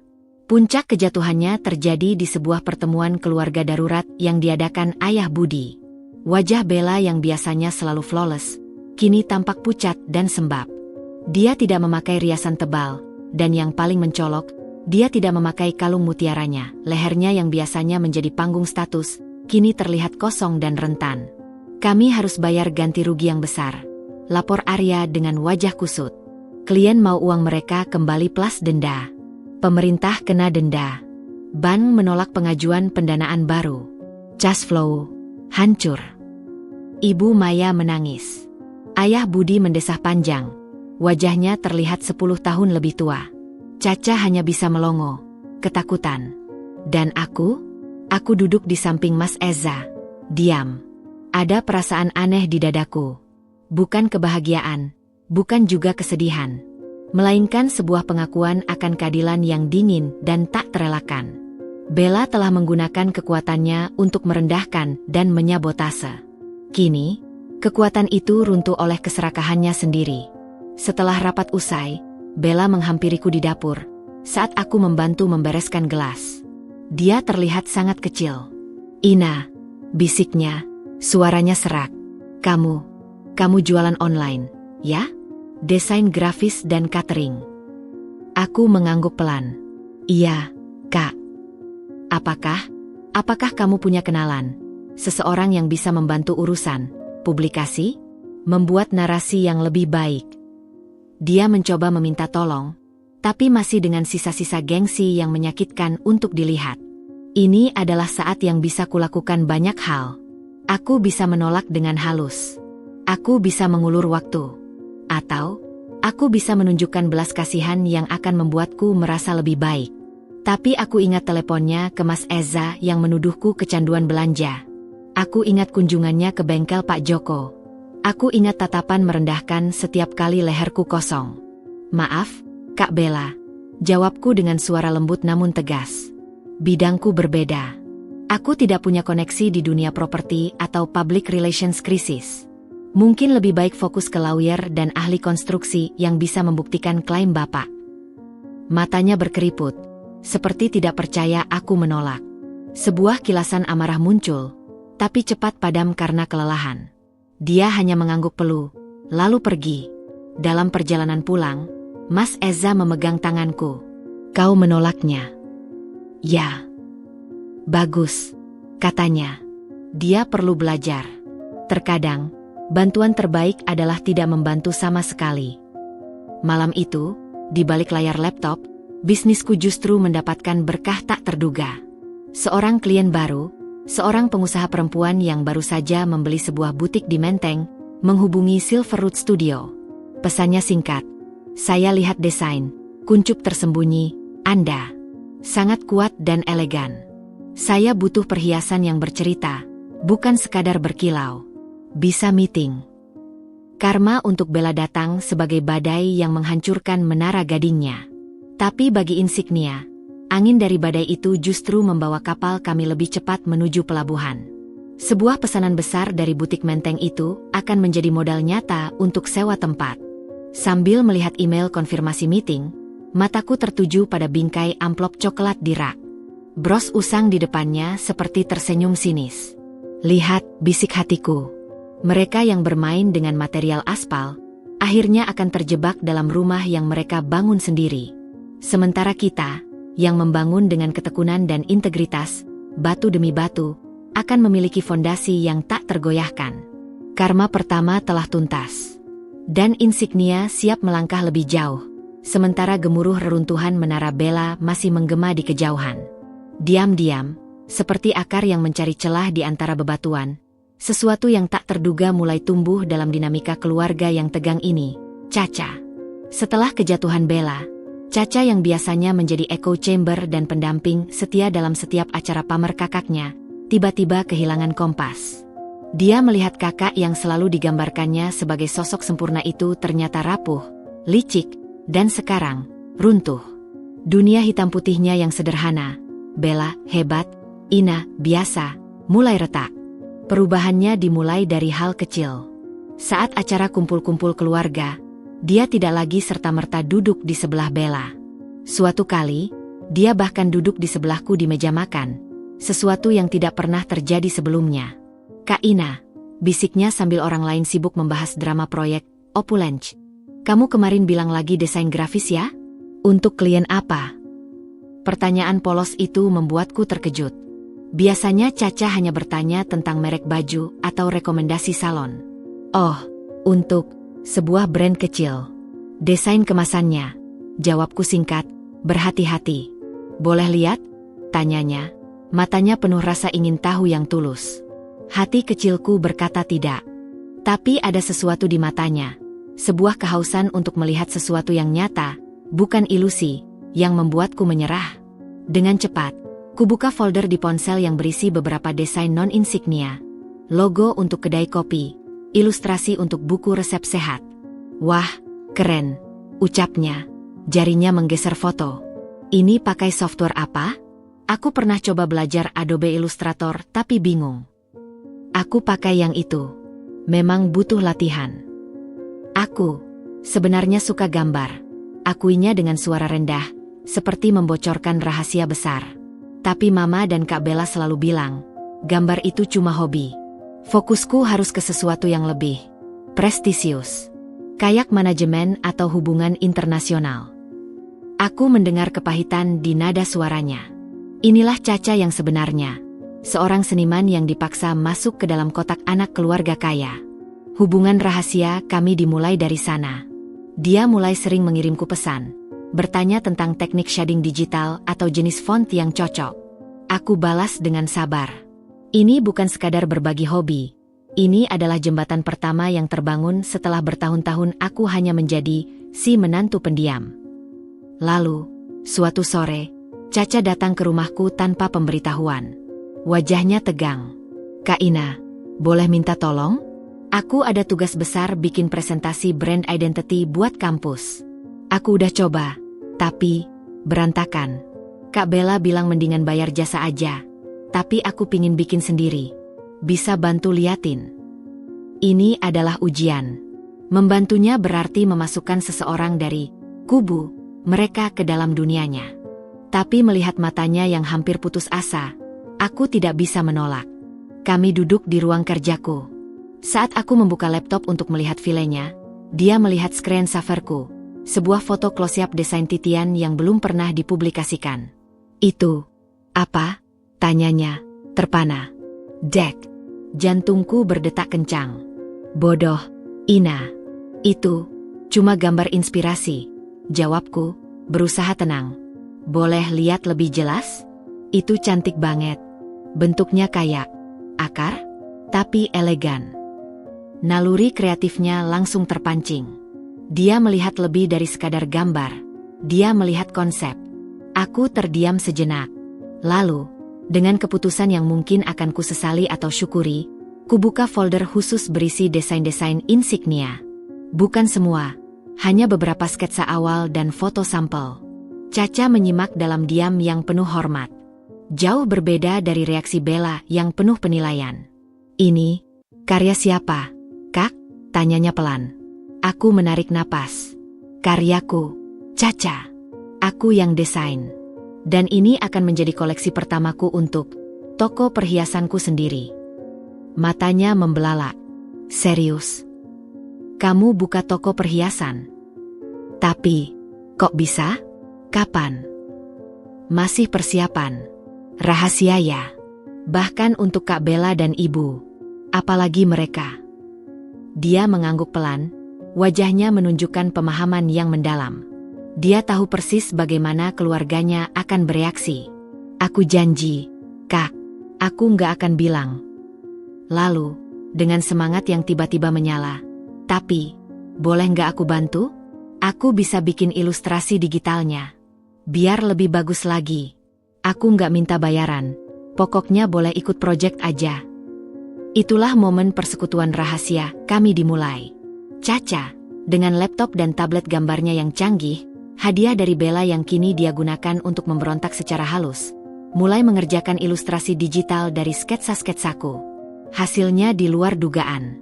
Dia memiliki jiwa seni yang kuat. Garis-garisnya hidup, pewarnaannya memberi nuansa mood yang tepat, melankolis untuk titian, kuat dan misterius untuk kuncup tersembunyi. Setiap kali ada pertemuan keluarga, kami saling berpandangan dengan mata yang bersinar, berbagi rahasia di tengah obrolan dangkal tentang golf ayah Budi atau kuliner terbaru Ibu Maya. Bella, yang terlalu sibuk dengan masalahnya sendiri, tidak menyadari bahwa adik kesayangannya telah membelot. Suatu hari, Caca mengirimku pesan panjang. Kak, aku jadi mikir. Selama ini aku cuma ikutin apa kata orang. Ikutin selera Kak Bella, kemauan Mama. Tapi lihat kamu. Kamu diam-diam bangun istanamu sendiri. Aku mau kayak gitu. Aku nggak mau cuma jadi adiknya Bella atau anaknya Mama terus. Aku mau jadi Caca.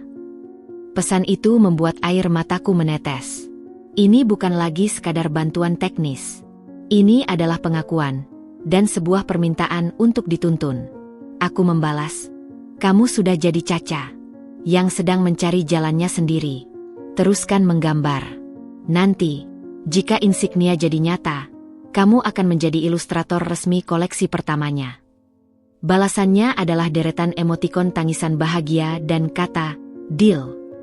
Persekutuan dengan Caca memberiku lebih dari sekadar tenaga kreatif tambahan. Ia memberiku validasi bahwa tidak semua orang dalam keluarga itu berpikiran sempit. Ada ruang untuk keaslian, untuk passion yang tulus. Dan yang terpenting, ia adalah bukti bahwa integritas dan ketekunan, bukan gosip atau manipulasi, yang pada akhirnya akan menarik orang-orang yang tepat ke dalam hidupmu. Sementara Bella sibuk mengumpulkan pecahan-pecahan reputasinya yang berantakan, di ruang kerjaku yang sederhana, Caca dan aku sedang merajut masa depan dengan garis-garis sketsa dan warna-warna digital. Sebuah aliansi baru terbentuk, tak terduga dan penuh makna. Dan untuk pertama kalinya sejak menikah ke keluarga ini, aku merasa tidak sepenuhnya sendiri. Aku punya sekutu dari dalam. Dengan modal dari pesanan butik di Menteng dan tabungan yang sudah menumpuk cukup, langkah konkret pertama dimulai, mencari lokasi fisik untuk insignia. Ini bukan lagi sekadar impian di balik layar. Ini adalah pernyataan permanen yang akan ditancapkan di bumi. Aku dan Mas Eza menghabiskan akhir pekan dengan menyusuri jalan-jalan di kawasan komersial elit. Kami bukan mencari ruko besar.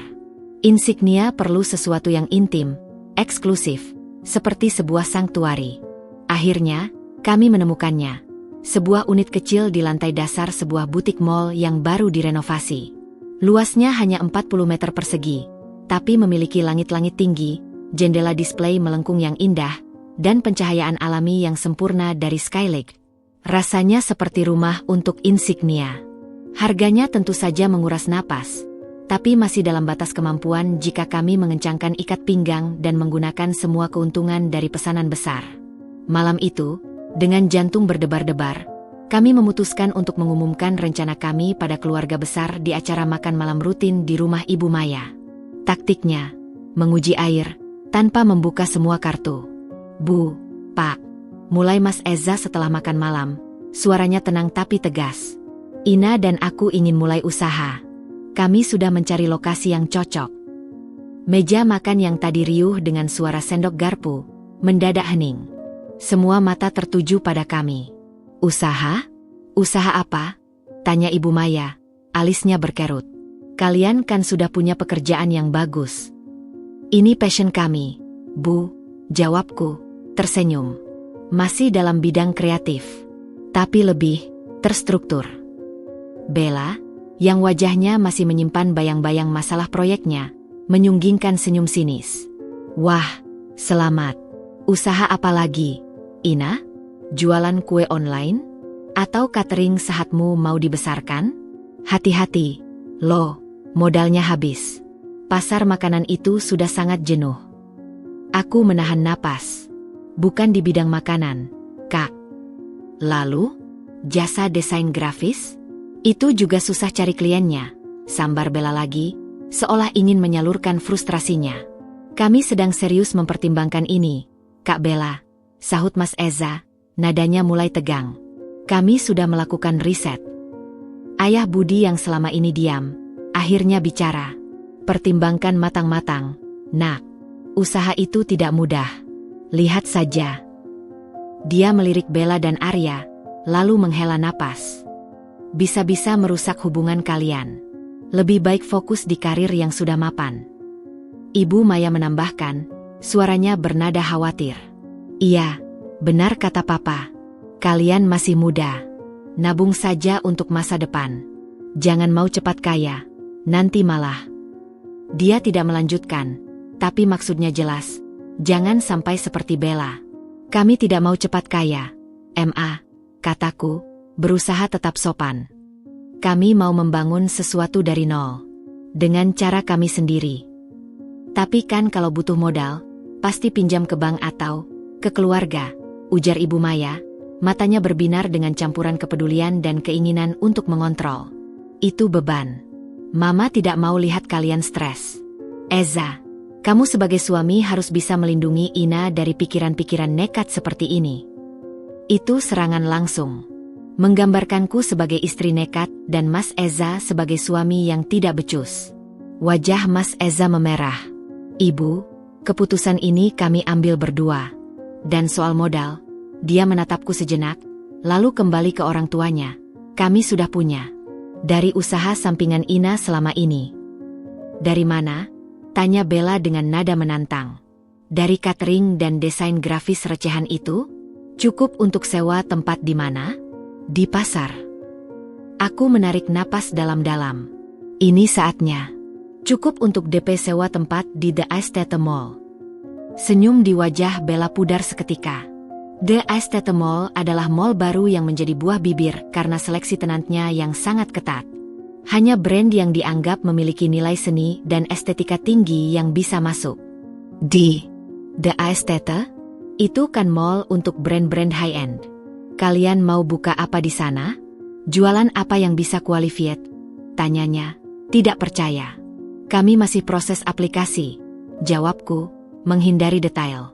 Yang penting, kami punya modal sendiri dan tidak akan meminjam pada siapapun. Termasuk keluarga. Penekanan pada modal sendiri dan tidak meminjam membuat suasana semakin tegang. Ayah Budi mendengus, mungkin tersinggung karena tawarannya untuk membantu dan mengontrol ditolak mentah-mentah. Jadi, kalian sudah tidak butuh nasihat orang tua lagi, ya? Ucap Ibu Maya, suaranya getir. Sudah merasa cukup pintar sendiri. Bukan begitu, Mas Eza mencoba melunakkan. Sudah, potong Ayah Budi dengan tangan. Kalian sudah dewasa. Silakan. Tapi ingat, jika nanti ada masalah, jangan lari ke keluarga. Karena dari awal kalian sudah menolak bantuan dan nasihat kami. Itu adalah kutukan halus. Sebuah pelepasan tanggung jawab yang sekaligus berisi ancaman. Caca, yang duduk di sebelahku, diam-diam menekan lututku di bawah meja. Sebuah gestur solidaritas kecil. Kami paham, Pak. Jawabku, menunduk. Terima kasih atas perhatiannya. Malam itu kami pulang dengan perasaan campur aduk. Di satu sisi, kami berhasil menegaskan kemandirian. Di sisi lain, kami baru saja secara resmi memutuskan tali kekangan, dan mungkin juga tali pengaman, dari keluarga. Di mobil, Mas Eza menghela napas panjang. Mereka tidak akan pernah mengerti, Ina. Tidak perlu mereka mengerti sekarang, jawabku, menatap jalanan malam. Mereka hanya perlu melihat hasilnya nanti. Dan saat itu terjadi, penolakan mereka hari ini akan menjadi bumerang. Keesokan harinya, keputusan Ayah Budi dan Ibu Maya menjadi jelas. Ibu Maya menelepon Mas Eza dan, dengan berat hati, membatalkan rencana mereka untuk memberi kami bonus tahunan keluarga yang biasanya dialokasikan untuk liburan. Karena kalian sedang menabung untuk usaha, lebih baik uangnya untuk hal yang lebih penting, katanya. Itu adalah hukuman finansial kecil, tapi pesannya besar. Kami tidak mendukung, dan akan menarik semua fasilitas. Namun, mereka tidak tahu bahwa keputusan mereka justru menyatukan tekad kami. Penolakan dan hukuman itu menjadi bahan bakar terakhir. Kini, tidak ada lagi keraguan, tidak ada lagi rasa berhutang budi. Aku mengangkat telepon dan menghubungi agen properti. Kami setuju dengan harga sewanya. Tolong proses kontrak untuk unit di The Estate Mall. Nama perusahaannya, PT Insignia Kreasi Indonesia. Langkah itu diambil. Titik tidak bisa kembali. Insignia akan lahir, bukan dengan restu dan dukungan keluarga, tapi dengan perlawanan dan tekad yang membara. Dan kadang, justru itulah fondasi terkuat untuk sebuah mimpi yang ingin bertahan menghadapi segala badai. 3 bulan menuju soft launching terasa seperti berlari sprint dengan mata tertutup. Setiap hari dipenuhi dengan checklist yang tiada habisnya. Menyelesaikan sampel koleksi pertama, Heritage Reimagined, mendesain interior toko, mencetak katalog, hingga melatih 2 staf pertama yang kami rekrut, Sari, seorang lulusan gemologi, dan Bayu, yang berpengalaman di retail luxury. Caca menjadi tulang punggung kreatif di belakang layar. Ilustrasi digitalnya untuk setiap desain perhiasan begitu hidup, sehingga kami memutuskan untuk memajangnya sebagai bagian dari dekorasi toko. Setiap kali aku memuji karyanya, wajahnya bersinar dengan kebanggaan yang murni, sangat berbeda dari kepuasan kosong yang sering kupancarkan Bella. Sumpah, Kak Ina, ini lebih seru dari kuliah manajemenku manapun, ujarnya suatu hari sambil mengirim file ilustrasi terbaru. Namun, di puncak kesibukan, sebuah rencana pemotretan profesional untuk katalog dan konten media sosial nyaris menjadi batu sandungan. Kami telah menyewa Amara, seorang model dengan wajah kuat dan aura misterius yang sempurna untuk merepresentasikan filosofi Insignia. Biayanya menguras sebagian besar anggaran pemasaran, tapi kami yakin ini investasi yang tepat. Semuanya sudah diatur: studio, makeup artist, fotografer. 2 hari sebelum pemotretan, telepon dari manajer Amara membuat darahku membeku. Bu Ina, maaf sekali. Amara mendadak harus berangkat ke Paris untuk fitting eksklusif sebuah brand haute couture.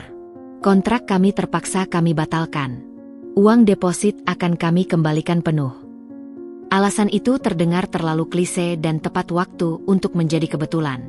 Instingku berteriak, sabotase. Dengan gemetar, aku menghubungi fotografer kami, teman Mas Eza yang bisa dipercaya. Bang Radit, kamu dengar sesuatu tentang Amara ke Paris? Paris? Nggak mungkin, jawab Radit. Kemarin dia masih bilang excited banget sama konsep Insignia. Dia bahkan nanya-nanya filosofi di balik desain, titian. Kepastian itu seperti tamparan. Aku menelepon manajer Amara lagi, kali ini dengan nada lebih tegas. Setelah berbelit-belit, akhirnya dia mengeluarkan jurus jujur. Maaf, Bu. Sebenarnya, ada pihak lain yang menghubungi kami. Mereka menawarkan proyek dengan bayaran jauh lebih tinggi, dengan syarat Amara membatalkan kontrak dengan Insignia. Mereka bilang, brand ibu masih terlalu kecil dan tidak punya masa depan. Bekerja dengan ibu bisa merusak portofolio Amara. Pihak lain itu siapa? Tanyaku, padahal hatiku sudah tahu jawabannya.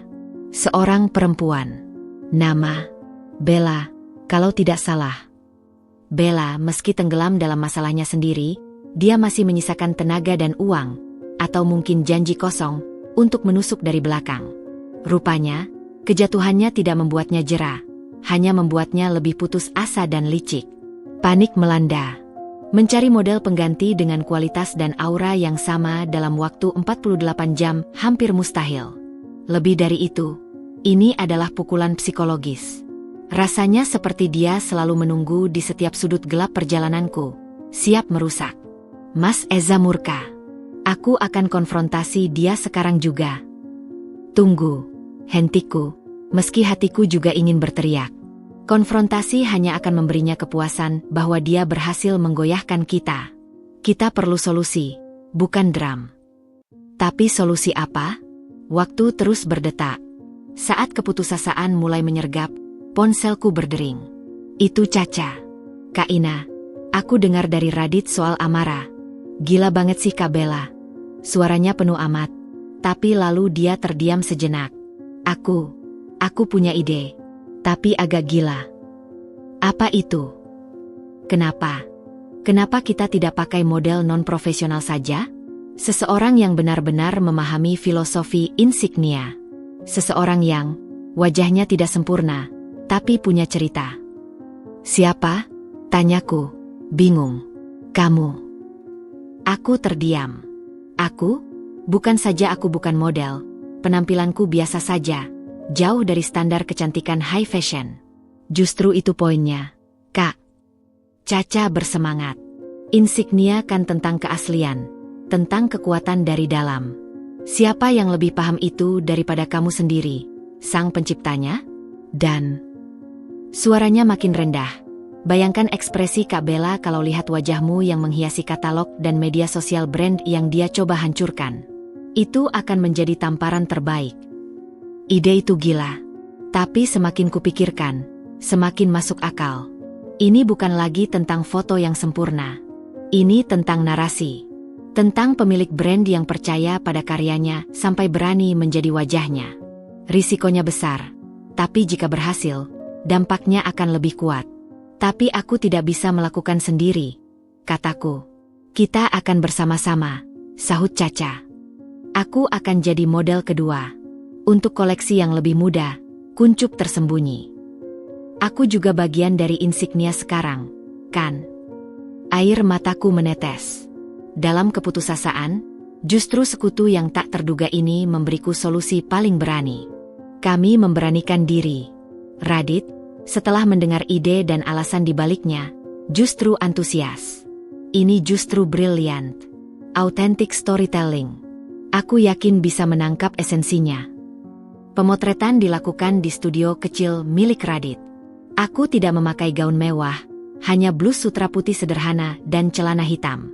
Make-upnya minimalis, hanya untuk menyoroti mata dan kontur wajah. Caca tampil dengan gaya lebih modern dan berani. Fotografer memintaku untuk tidak tersenyum, hanya menatap kamera dengan tenang, memegang perhiasan, titian, seolah-olah itu adalah bagian dari diriku. Saat melihat hasil mentahnya, kami semua terpana. Ada sebuah kekuatan yang terpancar dari foto-foto itu. Bukan kecantikan kosong, melainkan sebuah keteguhan, sebuah cerita.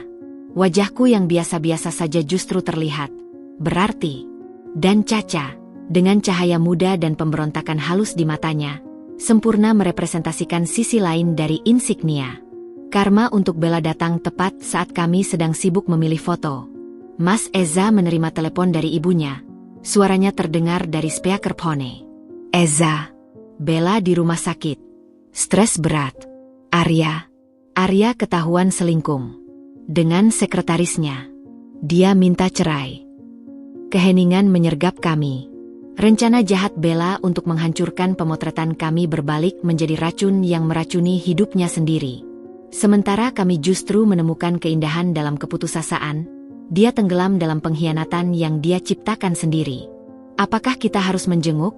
Tanya Mas Eza setelah menutup telepon. Wajahnya kompleks. Aku memandangnya, lalu melihat ke layar komputer di mana foto diriku yang penuh keyakinan tertangkap kamera. Kita akan mengirimkan bunga, kataku. Tapi kita tidak punya waktu untuk menjenguk. Kita punya soft launching untuk dipersiapkan. Pengkhianatan itu gagal. Justru, ia memaksa kami untuk menemukan suara yang lebih asli, lebih berani. Dan karma untuk sang pengkhianat datang lebih cepat dan lebih pedih dari yang kami duga. Insignia akan lahir bukan dengan wajah model terkenal, tapi dengan wajah pemiliknya yang penuh keyakinan dan seorang gadis muda yang menemukan jati dirinya. Dan itu adalah pernyataan yang jauh lebih kuat daripada apapun yang bisa dibeli Bella dengan uang atau intimidasi. Hari yang ditunggu-tunggu itu akhirnya tiba. Udara pagi terasa berbeda, berisi getaran antara gugup dan antisipasi. Toko insignia telah berdiri sempurna di unit kecil The Estate Mall. Desain interiornya minimalis namun hangat. Dinding berlapis plaster kasar berwarna gading, rak display kayu oak tua, dan pencahayaan spot yang membuat setiap perhiasan seolah mengapung di dalam kotak kaca. Di dinding, ilustrasi digital karya Caca dipajang sebagai seni mural, memberi cerita visual pada setiap koleksi. Strategi kami untuk undangan soft launching sengaja dibuat sederhana. Kami hanya mengundang keluarga besar, beberapa teman dekat, dan 5 klien pertama Silverwood Studio yang kini menjadi pelanggan VIP. Tidak ada press release besar-besaran. Kami ingin atmosfernya intim, dan kami ingin fokus pada reaksi pertama mereka. Sebelum acara dimulai, aku berdiri di belakang etalase, merapikan kalung, titian, untuk kesekian kalinya. Tanganku sedikit berkeringat. Mas Eza mendekat, memegang pundakku. Tenang, kau sudah melakukan yang terbaik. Lihat ini, dia menunjuk ke seluruh ruangan. Ini nyata, Ina. Ini karyamu. Aku mengangguk, menarik napas dalam-dalam. Di sakuku, aku meraba bros usang pemberian Ibu Maya yang sengaja kubawa sebagai jimat ironis. Amplop coklat yang sudah dibingkai dipajang dengan bangga di meja kasir kecil. Dengan plakat kecil di bawahnya bertuliskan, The Beginning of a Dream. Keluarganya tiba hampir bersamaan. Ibu Maya terlihat ragu-ragu saat melangkah masuk. Matanya menyapu ruangan dengan ekspresi takjub yang tak bisa disembunyikan, meski diikuti oleh kerutan di dahinya. Ayah Budi mengangguk pelan, mengamati setiap detail. Caca, yang sudah berada di dalam sejak pagi membantu persiapan, memberi kami kedipan mata penuh semangat. Dan lalu, ada Bella. Dia datang sendirian. Wajahnya yang biasanya flawless tampak pucat dan sedikit bengkak, sisa dari tangis dan stres perceraiannya. Dia memakai pakaian sederhana, sesuatu yang jarang terjadi. Tapi yang paling mencolok, tatapannya. Tatapan itu kosong, hampa, seperti seseorang yang baru saja kehilangan arah. Dia memasuki toko dengan langkah lambat, matanya terpaku pada setiap sudut, setiap perhiasan, setiap detail yang menunjukkan betapa serius dan profesionalnya usaha ini. Ibu Maya adalah yang pertama berbicara, mendekati etalase utama. Ini toko perhiasan? Ini yang kamu buka, Ina? Ya, MA. Insignia. Seluruh koleksi ini didesain oleh saya, dibuat oleh pengrajin lokal terbaik. Jawabku, suaraku terdengar lebih percaya diri dari yang kurasakan. Tapi, kapan? Bagaimana? Modal dari mana? Tanya Ibu Maya beruntun, kebingungannya nyata. Mas Eza maju selangkah. Ina sudah merencanakan dan mengerjakan ini selama bertahun-tahun. Ibu, dengan uangnya sendiri dari bisnis catering dan desain grafisnya. Kami tidak meminjam sepeser pun. Pernyataan itu seperti tamparan bagi mereka, khususnya Bella yang matanya tiba-tiba menyala dengan api lama, api iri dan kesadaran pahit. Kemudian, Bella melihatnya. Foto-foto besar dari pemotretan kami dipajang di dinding khusus. Wajahku dan Caca, dengan perhiasan insignia, menatap langsung ke arah pengunjung. Ekspresi kami tenang, penuh keyakinan. Dia, kamu yang jadi model, desis Bella, menunjuk ke foto diriku. Suaranya campur antara jijik dan ketakutan. Dan, Caca. Caca melangkah maju, berdiri di sampingku. Iya, Kak. Aku ilustrator dan model untuk insignia. Aku banget sama apa yang Kak Ina bangun di sini. Pengakuan Caca itu seperti pengkhianatan terakhir bagi Bella. Adik kesayangannya, yang selalu ada di sisinya, kini berdiri di pihak lawan. Ibu Maya terlihat akan pingsan. Ayah Budi hanya bisa menggeleng-gelengkan kepala. Tapi kali ini, ada secercah kekaguman di matanya yang biasanya kritis. Ini gila. Kamu membuka toko perhiasan sendiri. Bella akhirnya mengeluarkan suara pecah. Dan di The Estate, bagaimana bisa mereka menerimamu? Karena mereka melihat nilai dan keasliannya. Kak, jawabku lembut. Mereka tidak hanya melihat uang atau nama besar. Mereka melihat karya. Saat itu, para klien VIP Silverwood Studio mulai berdatangan. Seorang perempuan elegan dengan potongan bob yang tajam, pemilik butik di Menteng, langsung menghampiriku dan memelukku. Ina, tempatnya luar biasa. Lebih bagus lagi dari yang kubayangkan, katanya lantang. Aku mau pesan ulang seluruh koleksi Heritage Ray Maginet untuk boutiqueku. Ini akan sold out dalam sebulan. Klien lain, seorang kolektor perhiasan indie, mengangguk-angguk sambil mengamati sebuah kalung dengan kaca pembesar. Kualitas pengerjaan ini luar biasa. Finishingnya sempurna. Ini level Haute Joaillerie, tapi dengan jiwa yang lebih personal. Selamat, Ibu Ina. Pujian dari orang-orang asing, klien yang menghargai karya berdasarkan nilainya, bergema di telinga keluarga besar kami. Mereka menyaksikan bagaimana dunia yang tidak mereka kenal, dunia seni, desain, dan bisnis yang dihormati, memperlakukan Ina si menantu biasa dengan penghormatan tinggi. Bella menyaksikan semua ini dengan wajah yang semakin pucat. Dia melihat pengrajin yang pernah coba dia sogok, Pak Joko, yang sengaja kami undang, sedang dengan bangga menunjukkan teknik pengerjaan pada ayah Budi.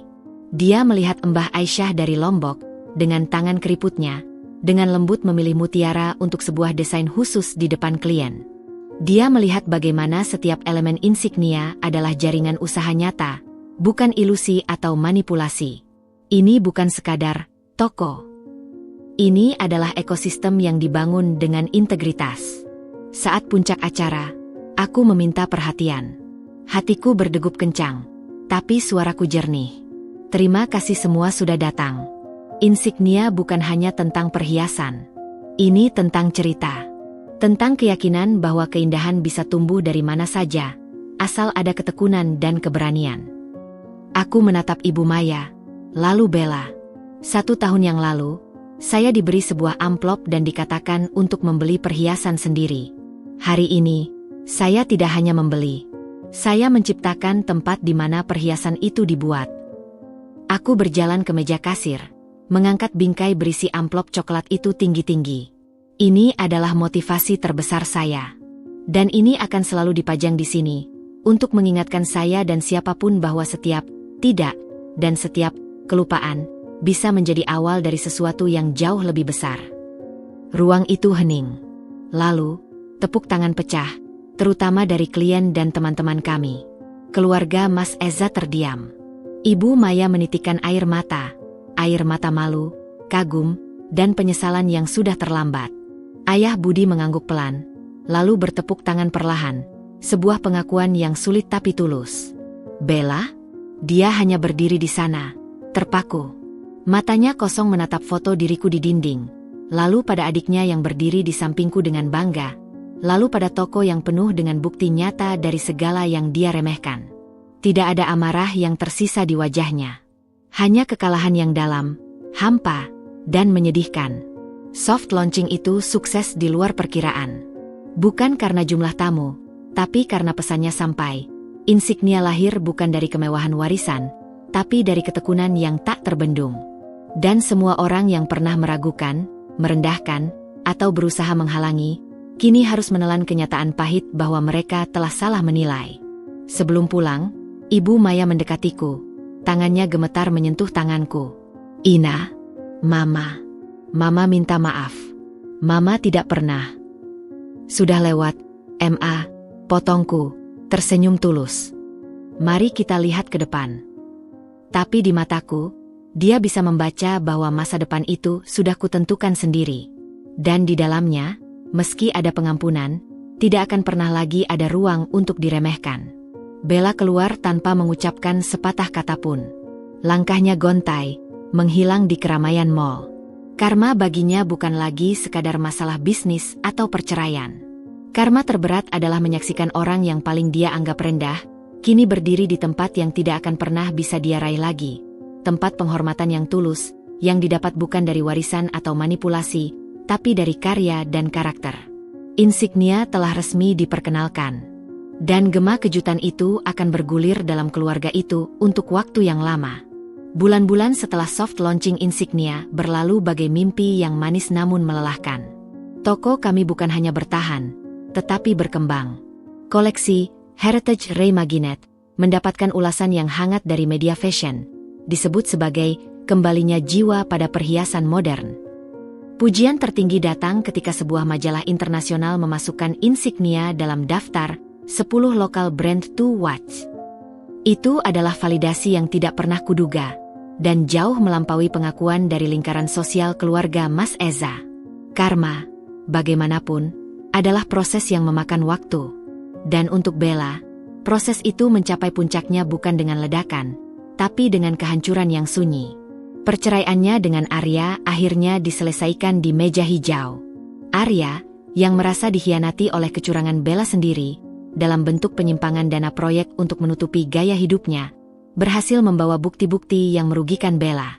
Hasilnya, Bella tidak hanya kehilangan hak asuh anak mereka yang disekolahkan di luar negeri, tetapi juga harus merelakan hampir seluruh aset yang mereka bangun bersama untuk membayar hutang proyek, Opulence, dan ganti rugi pada klien.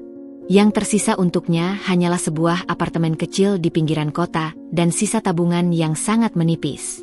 Reputasinya sudah hancur. Lingkaran sosialnya yang dulu, yang dibangun di atas fondasi kemewahan dan gosip, telah meninggalkannya. Mereka yang dulu memujinya, kini membisikkan namanya sebagai contoh kecelakaan yang harus dihindari. Suatu sore yang kelabu, dia muncul di depan Insignia. Bukan sebagai pelanggan, juga bukan sebagai pengunjung yang sombong. Dia berdiri di luar etalase, menatap ke dalam dengan tatapan kosong, mengenakan jas hujan sederhana yang tampak lusuh. Aku yang sedang melayani seorang klien, melihatnya dari balik kaca. Hatiku terasa sesak. Bukan karena simpati, tapi karena pengakuan akan betapa tajamnya roda kehidupan berputar. Setelah klien pergi, aku mengangguk pada Sari untuk berjaga, lalu keluar. Udara lembab menyergap kulit. "Kak Bella," sapaku. Dia menoleh, matanya merah dan bengkak. Dia tampak 10 tahun lebih tua. "Ina," suaranya serak. Aku mau minta maaf." Kami berdiri dalam diam sesaat, dihujani oleh gerimis tipis. "Untuk apa, Kak?" tanyaku, meski aku tahu jawabannya. "Untuk semuanya. Untuk sikapku. Untuk usahaku merusak bisnismu. Untuk semua kata-kata yang melukai." Air mata mengalir di pipinya, bercampur dengan air hujan. "Aku iri padamu. Dari awal. Saat kamu masuk keluarga kami dengan begitu sederhana dan polos, dan Eza mencintaimu apa adanya. Kau punya ketenangan yang tidak pernah kumiliki. Dan saat kau membangun semua ini..." Dia melambaikan tangannya ke arah toko. "Rasanya seperti kau membuktikan bahwa semua prasangka burukku tentangmu itu salah. Dan itu membuatku semakin sakit." Pengakuannya tulus. Dan dalam ketulusan itu, terlihat penderitaan yang sangat dalam. "Aku mendengar tentang semuanya. Kak, aku turut sedih," kataku. Dan itu benar. Tak ada kebahagiaan melihat seseorang hancur, sekalipun orang itu pernah menyakitimu. "Apakah?" Dia menarik napas bergetar. "Apakah kau punya pekerjaan untukku?" "Apapun. Aku bisa mengatur. Aku bisa administrasi. Aku sudah tidak punya apa-apa lagi, Ina. Ini adalah momen yang bisa kugunakan untuk membalas dendam. Untuk mengatakan, tidak. Seperti dulu dia menawarkan bantuan yang merendahkan. Untuk membuatnya merasakan rasanya menjadi yang terlupa. Tapi memandang wanita yang hancur di depanku, aku menyadari satu hal. Balas dendam terbaik bukanlah dengan menirukan kekejaman mereka. Balas dendam terbaik adalah dengan menjadi orang yang tidak pernah mereka kira akan kita jadi. "Maaf, Kak Bella," kataku dengan lembut. "Tidak ada posisi untukmu di Insignia." Wajahnya runtuh, dipenuhi keputusasaan. "Tapi," lanjutku, "aku punya kenalan di yayasan yang memberdayakan perempuan korban kekerasan ekonomi. Mereka membutuhkan mentor untuk mengajari keahlian dasar administrasi dan public speaking. Gajinya tidak besar, tapi pekerjaannya bermakna. Jika kamu mau, aku bisa perkenalkan. Kamu punya pengalaman di dunia yang mereka tidak miliki. Mungkin di sana kamu bisa memulai lagi, dengan cara yang berbeda." Aku tidak memberinya ikan. Aku memberinya kail, dan petunjuk ke telaga yang berbeda. Itu adalah belas kasihan yang tegas, yang tidak merendahkan, tetapi juga tidak mengizinkannya masuk ke dalam kerajaanku yang sudah kuperjuangkan dengan susah payah. Bella menatapku lama, seolah mencari tanda-tanda penghinaan atau kepuasan di wajahku. Yang dia temukan hanyalah ketenangan dan sebuah batas yang jelas. Aku akan pikirkan," bisiknya akhirnya. "Silakan. Ini kartu kontaknya." Aku mengulurkan sebuah kartu nama dari kenalanku di yayasan itu. Dia menerimanya dengan tangan gemetar. "Terima kasih, Ina. Untuk semuanya." Dia berbalik dan berjalan pergi, menyusuri trotoar yang basah, tubuhnya semakin mengecil di balik gerimis. Aku kembali ke dalam toko. Kehangatan dan keharuman kayu oak menyambutku. Mataku tertuju pada bingkai amplop coklat di meja kasir. Lalu pada ilustrasi Caca di dinding, pada kilau perhiasan di etalase. Ini adalah karma yang sempurna. Bella telah jatuh oleh kesombongan dan ketamakannya sendiri. Dan aku telah bangkit bukan dengan menjatuhkannya lebih dalam, tetapi dengan tetap berdiri tegak, bahkan sambil mengulurkan tangan untuk membantunya bangkit, di tempat yang jauh dari dunianya yang sudah kurebut. Aku tidak menjadi seperti mereka. Aku menjadi lebih baik. Dan dalam perbedaan itulah letak kemenanganku yang paling sejati. Insignia bukan hanya tentang perhiasan. Ia adalah tentang menjaga cahaya sendiri tetap bersih dan terang, meski dikelilingi oleh kegelapan orang lain. Bella telah menerima konsekuensi sempurna dari tindakannya, kehilangan segalanya, dan harus menyaksikan orang yang pernah direndahkannya, kini menjadi satu-satunya orang yang mau memberinya jalan untuk bangkit. Sebuah jalan yang harus dia tempuh dengan kerendahan hati yang sama sekali asing baginya.